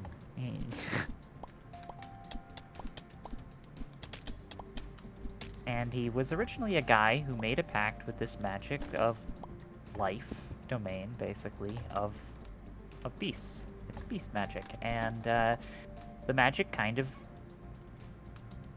negotiated with him, and when he called out to it, he found that he could be of use to it because beasts are easily caged, but if there was a mind guiding the magic, it could effectively spread better. So, yeah. I kind of feel like the magic that's of the primal magic in Garu's world kind of reminds me more of. Have you ever seen that movie? Is it Annihilation with Natalie Portman? Oh.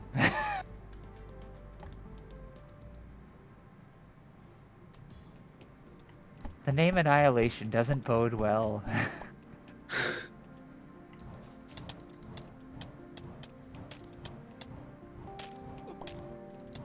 You know, that's life stuff. It's unchecked life and evolution. It's just, you know, turning into flowers is a form of alive. Turning into mushrooms is a form of alive. This is true. But yeah. Merging with a screaming bear, merging and becoming a screaming bear is a form of alive. Yeah, but that's like unbalanced life magic. You see, you turn someone into a bear, that's one thing, but, you know, why would you make them suffer? You would make them thrive. They are a bear, so they'll become the best sample of bear possible. But then we might not leave traces of who they were behind. So it's not as eldritch horror-y, but depends. Crosspath, right now I do not have intentions of starting a Minecraft server. But I suppose if there is enough interest for it, it could be done. A Minecraft server with Zim himself?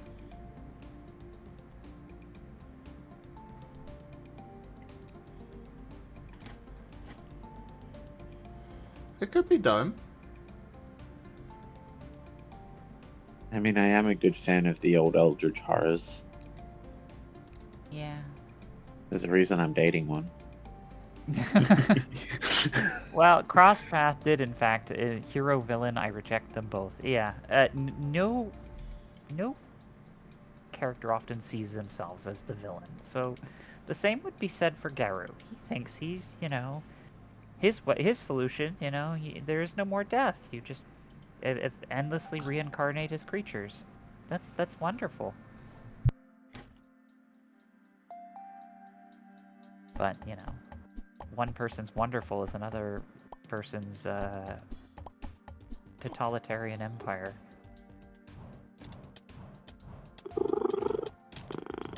And I hear and I see that.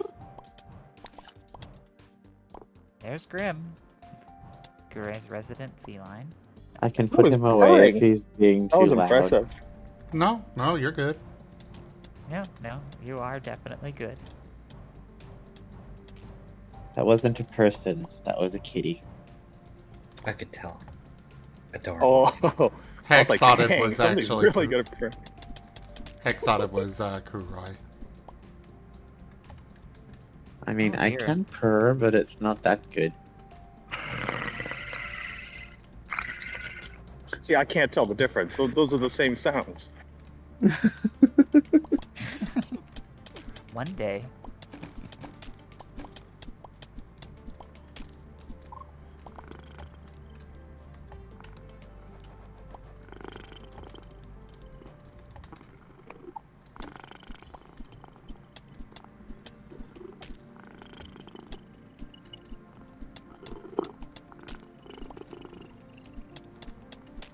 You're a very happy kitty today, aren't you, Grim?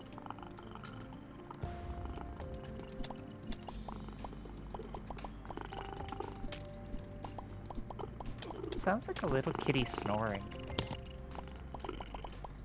That is kind of similar to what purring is.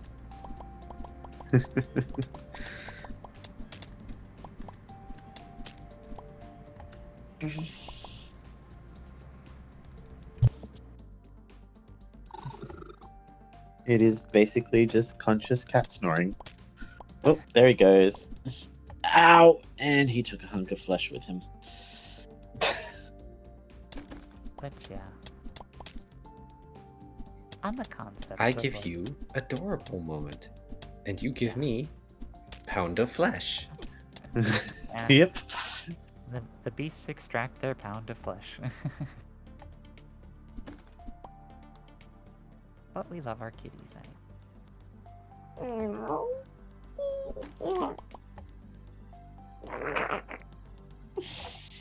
You gotta be careful. If I ever do visit you, you might end up purring just like that cat.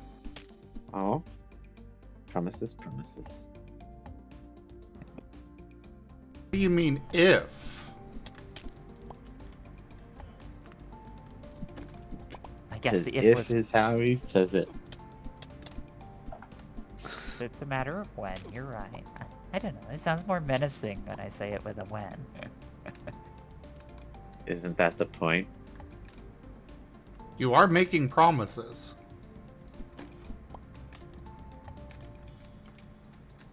Are you telling me that Kuroi doesn't like it when you're menacing, Karu? No, I suppose you're right. I'm just sitting around a bunch of heroes, so I'm like, I can't be too menacing. Yes.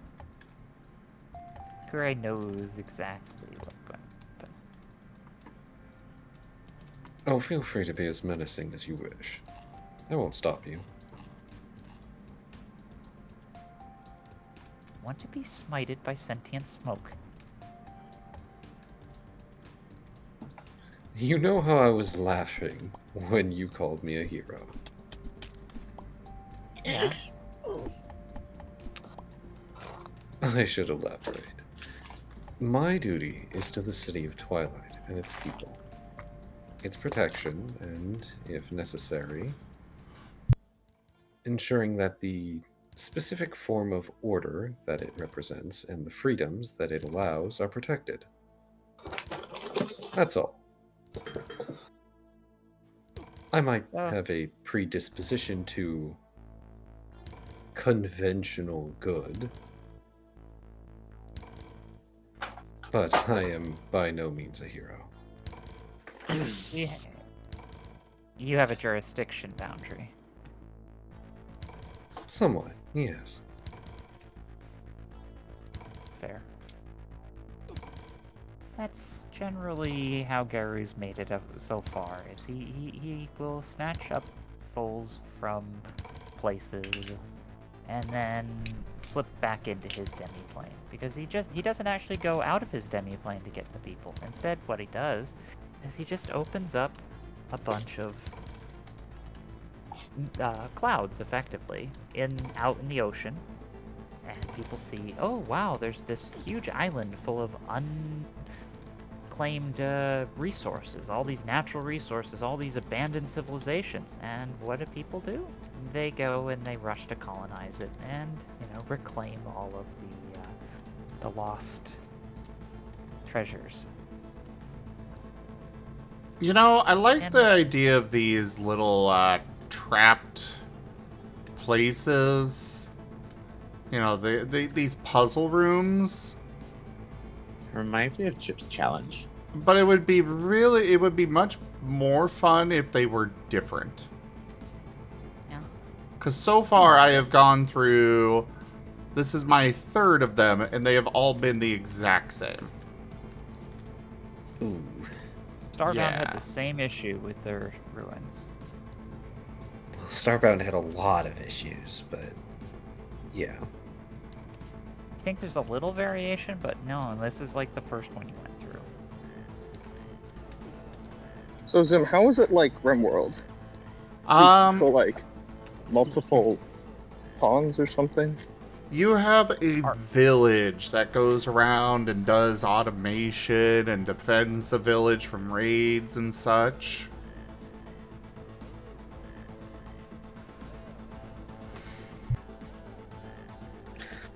But yes, no. One day we will get Garu to visit, or vice versa. Oh yeah, that's definitely happening.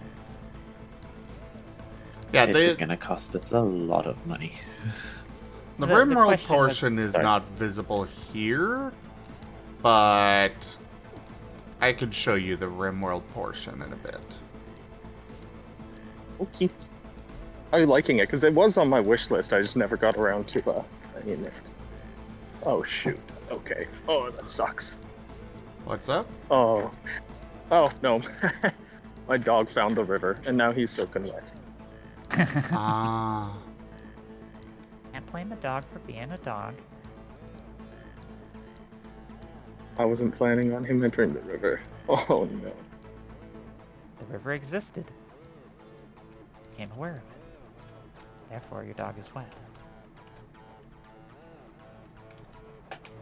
Ooh, you pushed to skip a point. I do not know what hexes, if they have powers and what they are.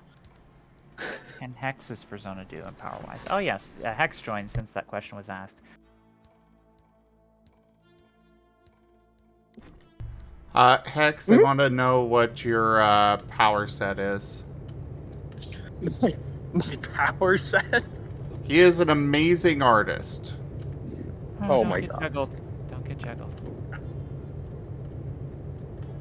Like my Sona's powers? Yes. Yeah.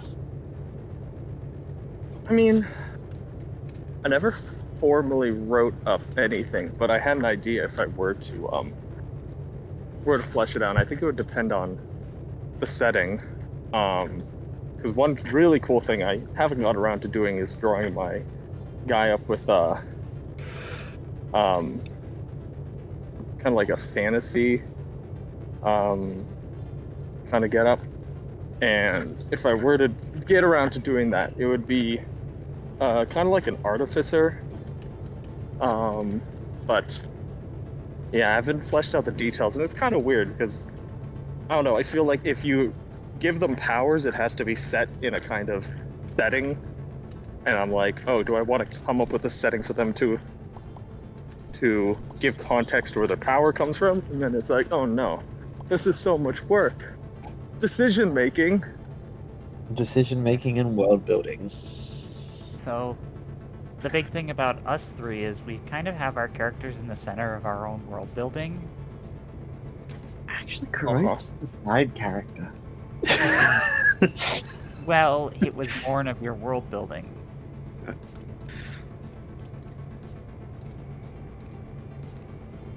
It's just the center of my world. Aww. Aww. So,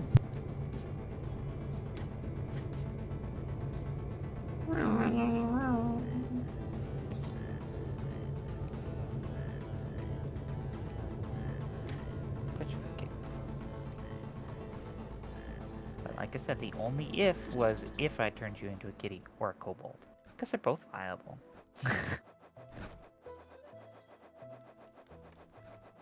They're wonderful as both.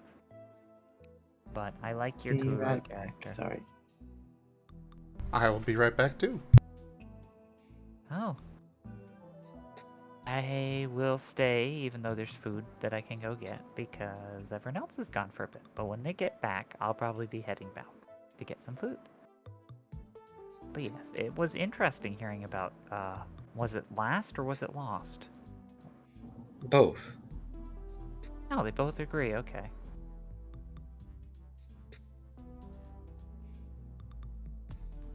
The word I derive these names from is singular in my language. It is both last and lost, so I am both. Okay.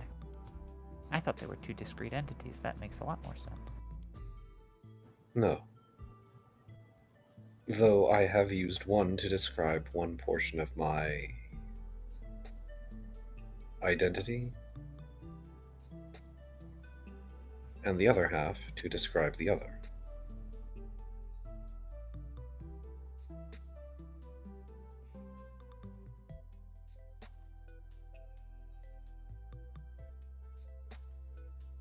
But yes, if Garu were ever caught up in wherever the terrifying demi-plane you're in, I hope that you guys never have to meet.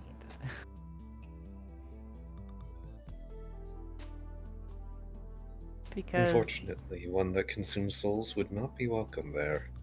I would recommend Yeah. avoiding it. yeah, yes, he would probably be trying to lure everyone out of there. Because isn't that like just like a big collection place where people go when they get banished from their domains? All the souls in Twilight, with few to no exceptions, are those that have been shunted from the normal cycle of life and death. They can no longer become anew. I'm back. Yeah, that could go one of either ways. Like, on one hand, Gary thinks, ooh, a bunch of souls without deities associated with them that could be easily snatched up without anyone noticing. But on the other hand, it's like, maybe these souls are tainted. Maybe there's something with this domain that makes it so that they can't become other things, so you would effectively be poisoning your domain to pull them away. He's not Effectively, souls broken from the cycle of reincarnation, life, death, destruction and creation, etc., whatever you want to call it, have no place for beings in the normal cycle. As souls, they technically have no worth. At least not to entities within the cycle, such as deities. I see. In a way, Twilight is a form of afterlife for those souls. It allows them to live lives that have been stripped from them, or lives that they wished they could have had. Is that what happened to Lost last? You mentioned that he wasn't alive anymore. Correct. I am not. My world was consumed by a black hole. I did not go with the rest into the dark. Key, do you have an ice cream truck outside? I was just gonna say that creepy music in the background while you were saying that was such... It's not my fault. They are, like, literally outside in the middle of the street. And it just came off as very creepy. I did not go with the rest. And you just hear this ambient music playing in the background that's just eerily cheery. It is particularly loud. I am sorry. It ruined the moment. So what's the It made holy the ship? moment. The crosspath is like the holy ship, bro. I don't know, they're excited. Oh, holy ship. Like, they want to have Kura and Garu. You know, we did try that, actually. We did try and combine our worlds together for a fleeting moment to see if there could be, like, a parity between our worlds. And, it resulted in a very snowy, Reclaimed. Very snowy reclaimed, a trifected soul, and a shunting to non-existence. And the potential mass loss of many, many, many souls. But I have theorized that they aren't actually lost, but they're trapped in permafrost. Because Garu doesn't like the notion of souls being lost. And he would not appreciate that. But the other one thinks that would be like a mercy, so yeah, we had a fun time. Also, Hex. This is the RimWorld-like portion of it. Garu, go eat. Oh, Yes, it you does can look go like eat a them. moth. Yeah, you got a whole bunch of different settlers that come in, you know, you gotta make rooms for them and with beds and whatnot. And during the day, it's night right now, but during the day they go about setting up, or doing various tasks around the village. Or I see. So it's like the Terraria concept, except with more RimWorld mechanics. I like that. Yeah, they're Alright. actually useful instead of just sitting there being wallflowers. Always drove me crazy with it always drove me crazy with Terraria. Don't the NPCs in Terraria actually provide bonuses? Like they'll like create healing fields and stuff. Not that I know of. I mean, you can go to the nurse and get healed, but The Dryad had like a little. If there was an enemy nearby, she'd get like like an AOE buff of like +1 defense or something. It's like the rest try and defend themselves, but they suck. So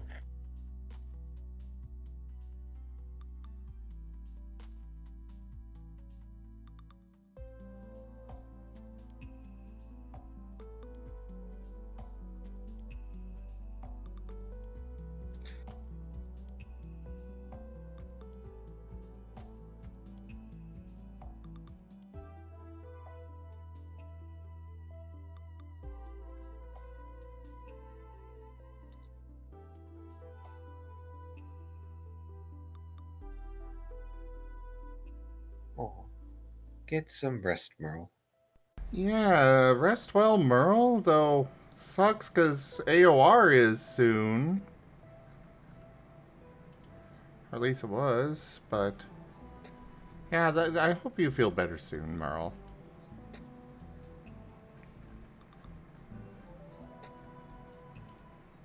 It's okay. David is still hospitalized.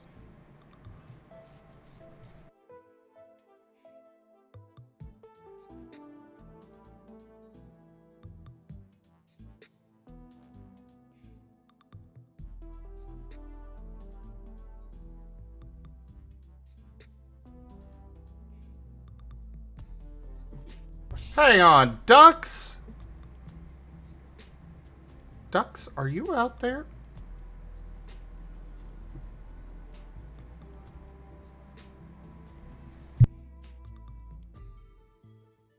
Good night, Merle.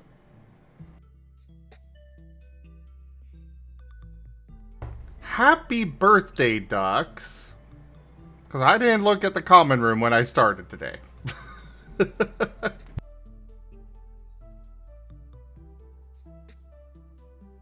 Happy birthday, may all your dreams come true. We wish it was our birthday, so we'd be happy too. Happy birthday.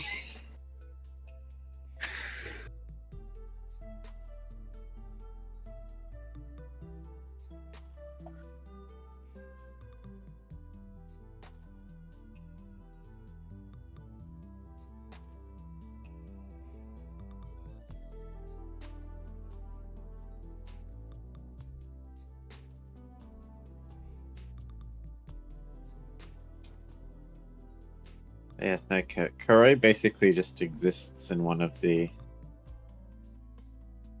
three realities, and he's just a roaming person trying to stay hidden.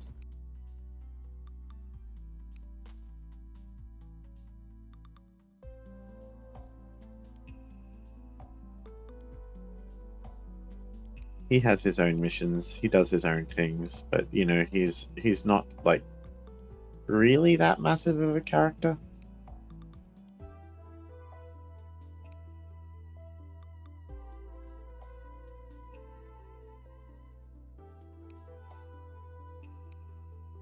Okay, so I guess my villagers are actually okay with sharing rooms?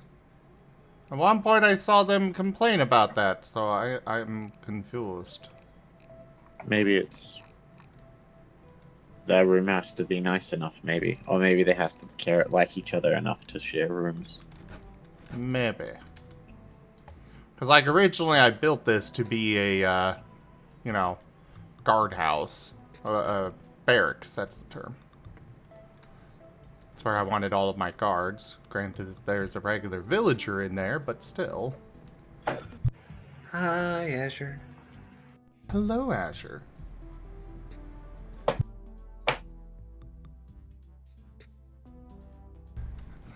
And yeah, Hex, one other advantage to these villagers is that I can bring them with me on adventures, and they will actually help. Define help. Help good or help bad? Help good.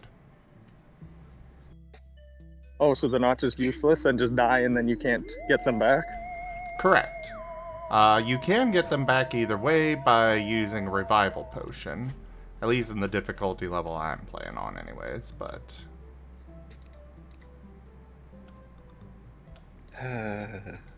Hex saying that reminded me of a thing that annoyed me about a game I recently beat the story of.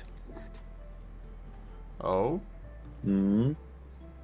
So in First Berserker Kazan, because there's no like online connectivity and so you can't have like somebody else help you with bosses, their solution to have that sort of thing is something called the Spirit of Advocacy, which you can upgrade. And the same material you use to upgrade them, you also use to summon them. It's quite plentiful, so it's not a big deal. But I never, ever had one survive a boss fight when I summoned them. Never. They could take the boss's aggro for a little bit, but for some reason I always found that it was better to just have the aggro on me so I could learn the moveset and beat the boss. I never beat a boss fight with one of those allies intact. They were temporary meat shields at best. And some of the later bosses had attacks in their first phases where they would just wipe out the Spirit of Advocacy. So by the end of the game, I was like, what is the point of you? What is the point of you? I have you fully upgraded and you can't even survive the first phase. Have you ever seen a series called Black Book's Key?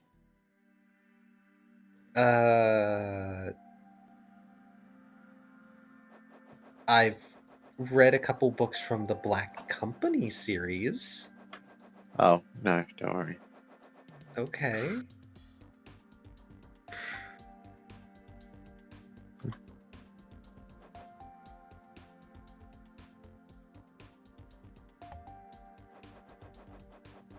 Sorry. No, you're fine. It's just one of those things like, I don't think know that series. So Black Books is a comedy series. Basically, the next door neighbor is from like it's about a drunk Irishman who runs a bookshop.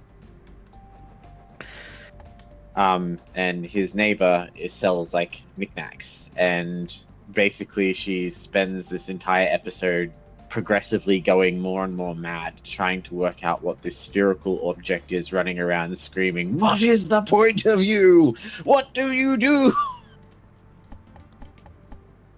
And yeah, it just kind of reminded me of that. Kurai cute. Well, Pet Kurai.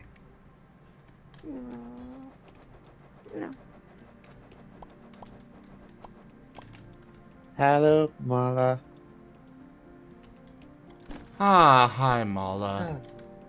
Mala, I thought you were over doing voice work with Brian.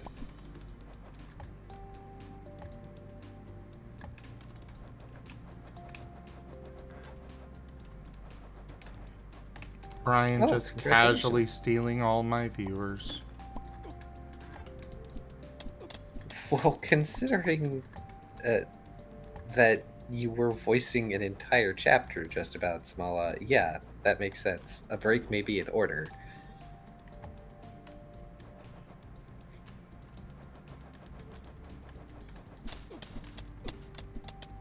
I should do the Strem thing at some point today.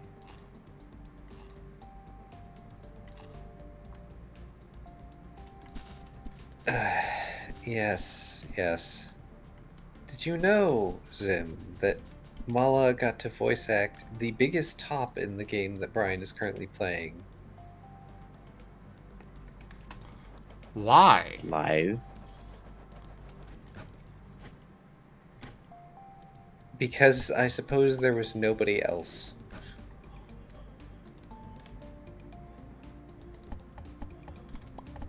Brian could not enlist the help of any local top.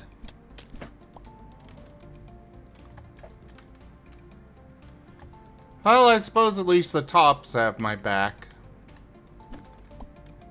I guess bottoms, you know, I shouldn't be surprised if there's no loyalty there.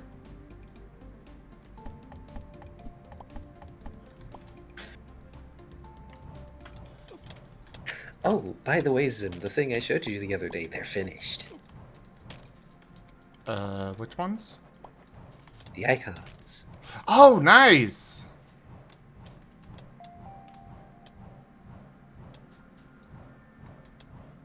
Now, if only a certain Ren were not in another stream doing voices. So that's what Ren's been up to all day. Instead of hanging out with me, he is hanging out with someone else. I do tease, though. Both Mala and Ren were doing a fairly good job at voice work. I don't tease. I am very upset with him.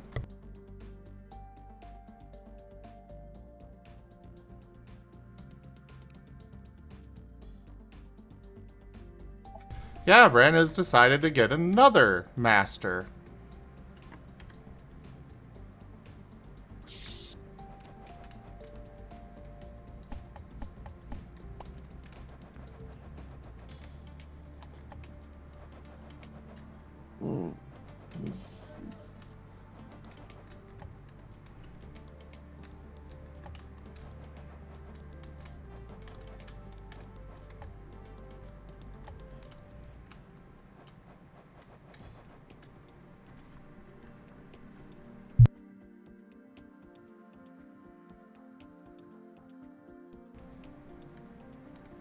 Well, that is a question for Key there, Ducks.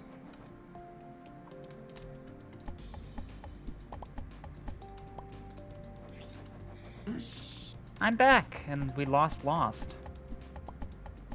No. They're just Key now. Oh, hi, Key. Yes, hello. This is what I look like. You were on the tabletop with Wild Traditions. You know that Key is lost, right?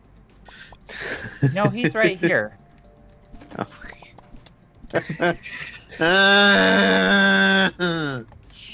Look, at least we don't have another Ren situation where they didn't know that I was the person playing Last Lost. I figured you were likely, but I didn't see the switch, so I didn't know at first. But that was a lot of fun, and I hope I didn't make you change it because I was asking you all those in-character questions. Oh, no. I have fun with that. It's just one of those things where I felt like just changing. A tabletop player that wouldn't want to just talk about their character all day? What do you mean? Look, the only reason I wouldn't be able to talk about a character is if I had to keep things from the audience and or another player and or a storyteller for some reason. Fair. But when I turn Zim into his characters, he doesn't always end up talking like them, so... You're the most receptive to it, so I noticed it. I mean, no, I don't always use their voices. But that's because it kind of takes a lot of effort to maintain a voice for hours on end. It does. So, thank you, and that was fun. Of course. I mean, as someone who is also a storyteller, I have done many voices, some of them for extended periods of time, and at least on one occasion gotten so exhausted from doing a voice for so long, I had to call a session early. I have never done voices, because when the most I tabletopped was like on a Discord thing, and I was basically DMing through Discord, through Discord messages on a little private server I was doing. So everything was in text, so I got very good at, using like the bold and the italics and things like Tupperware where you can create proxy characters. But I didn't have to utter a line. I command pure chaos! Kinda. Oh no. It's the fake out. Oh, Oh, yes, it works. The oh no was the exact response they wanted. Ido, how could you do this to me? That wasn't me that groaned. No, he's talking about the groan from Garu's comment. Oh, that groan. Okay. I'd more consider it an agonized scream, though. Yeah. Did you guys like talk about how I was not gonna know who he was when he came back? Because No. Oh, okay. Oh. It's just something that came up as you returned. And you know, you're not always the best at names, so. No, I'm not. And this allowed me to draw a connection of the blue fox / not blue fox, but with fox-like ears.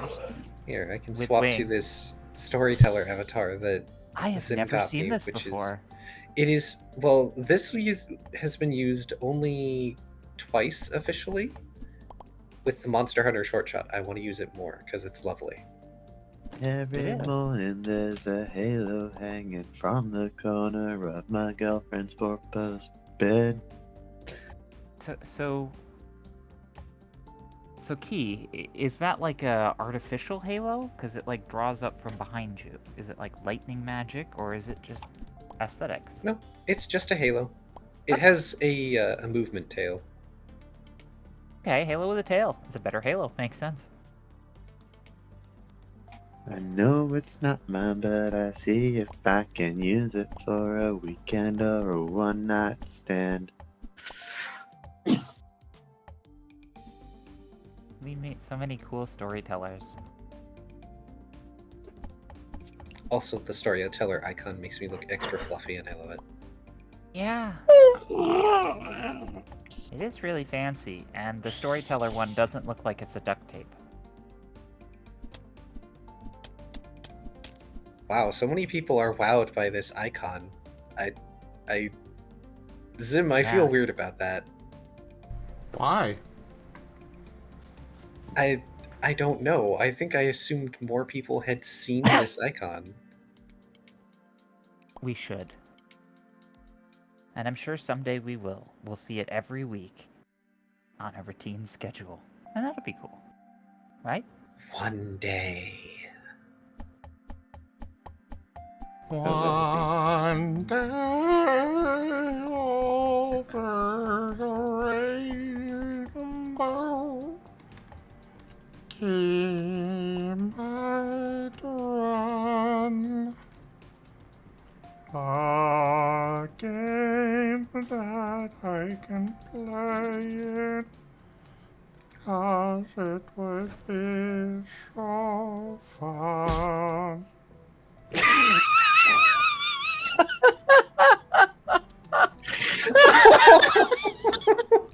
Ow. Why would you do that? Because he was warbling, so I thought if I made him wavy, it would be funny. Not you. The CJT bonking him at that exact moment. It was the wobbling, and then he finishes singing. Oh, are you okay, Zim? I understand. They don't like my singing. Oh. It was cute. It reminded me. It was so sincere, and I liked it. It was. I loved it. It That came was from the great. heart. Yeah. More Please Zim tell me singing. someone clipped that note. There's probably still time. You have a full 60 seconds, so I'm gonna click the button and hope. Something to investigate at the end of the night.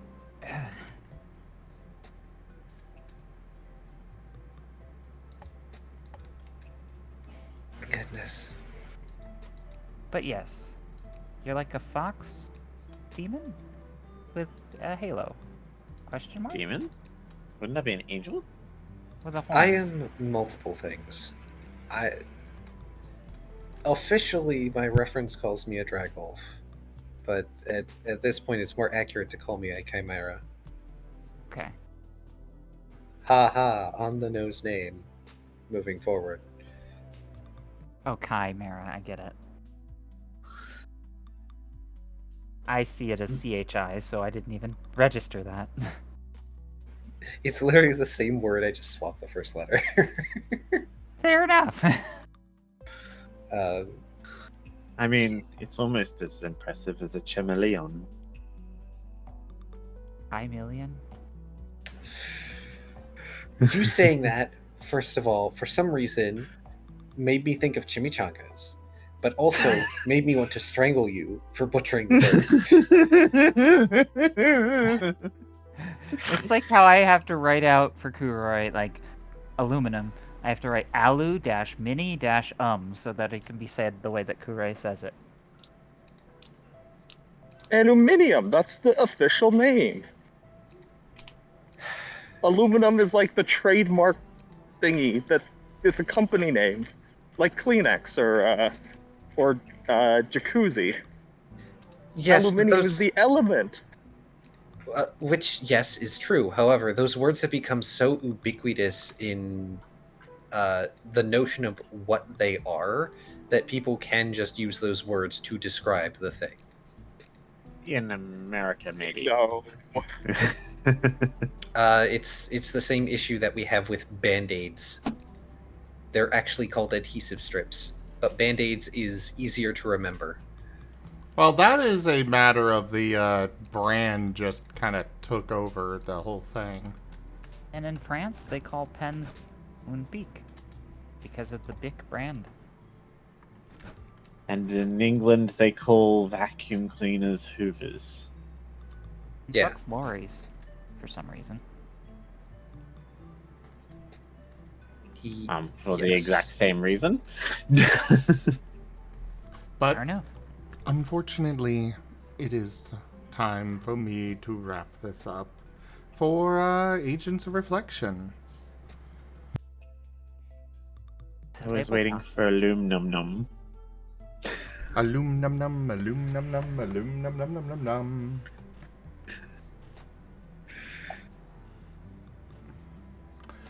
Have a great So, time yeah. at the table. Thank you.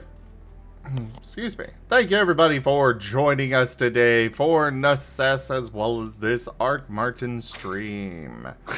Check out our website, zgfgaming.com. We've got links for our Discord, Telegram, Mastodon, Blue Sky, Patreon, and more. They are on the website as well as down in the description below through our link tree. Thank you to my patrons, tippers, and subscribers. It is your support that keeps this channel alive and going. I cannot do this without your guys' help and your support, so thank you. Consider becoming a patron over at patreon.com/zgfgaming. It's one of the best ways to support the channel, though you can also do so by sharing the stream around, grabbing packs of cards through stream loots, using our Humble Bundle partner link, or picking up some merch over at zgfgaming.store. But for now, thank you so much for joining. Don't forget to commission one of the artists I manage for, and I bid you all the most fondest adieu. Take care, everyone. Bye. Bye.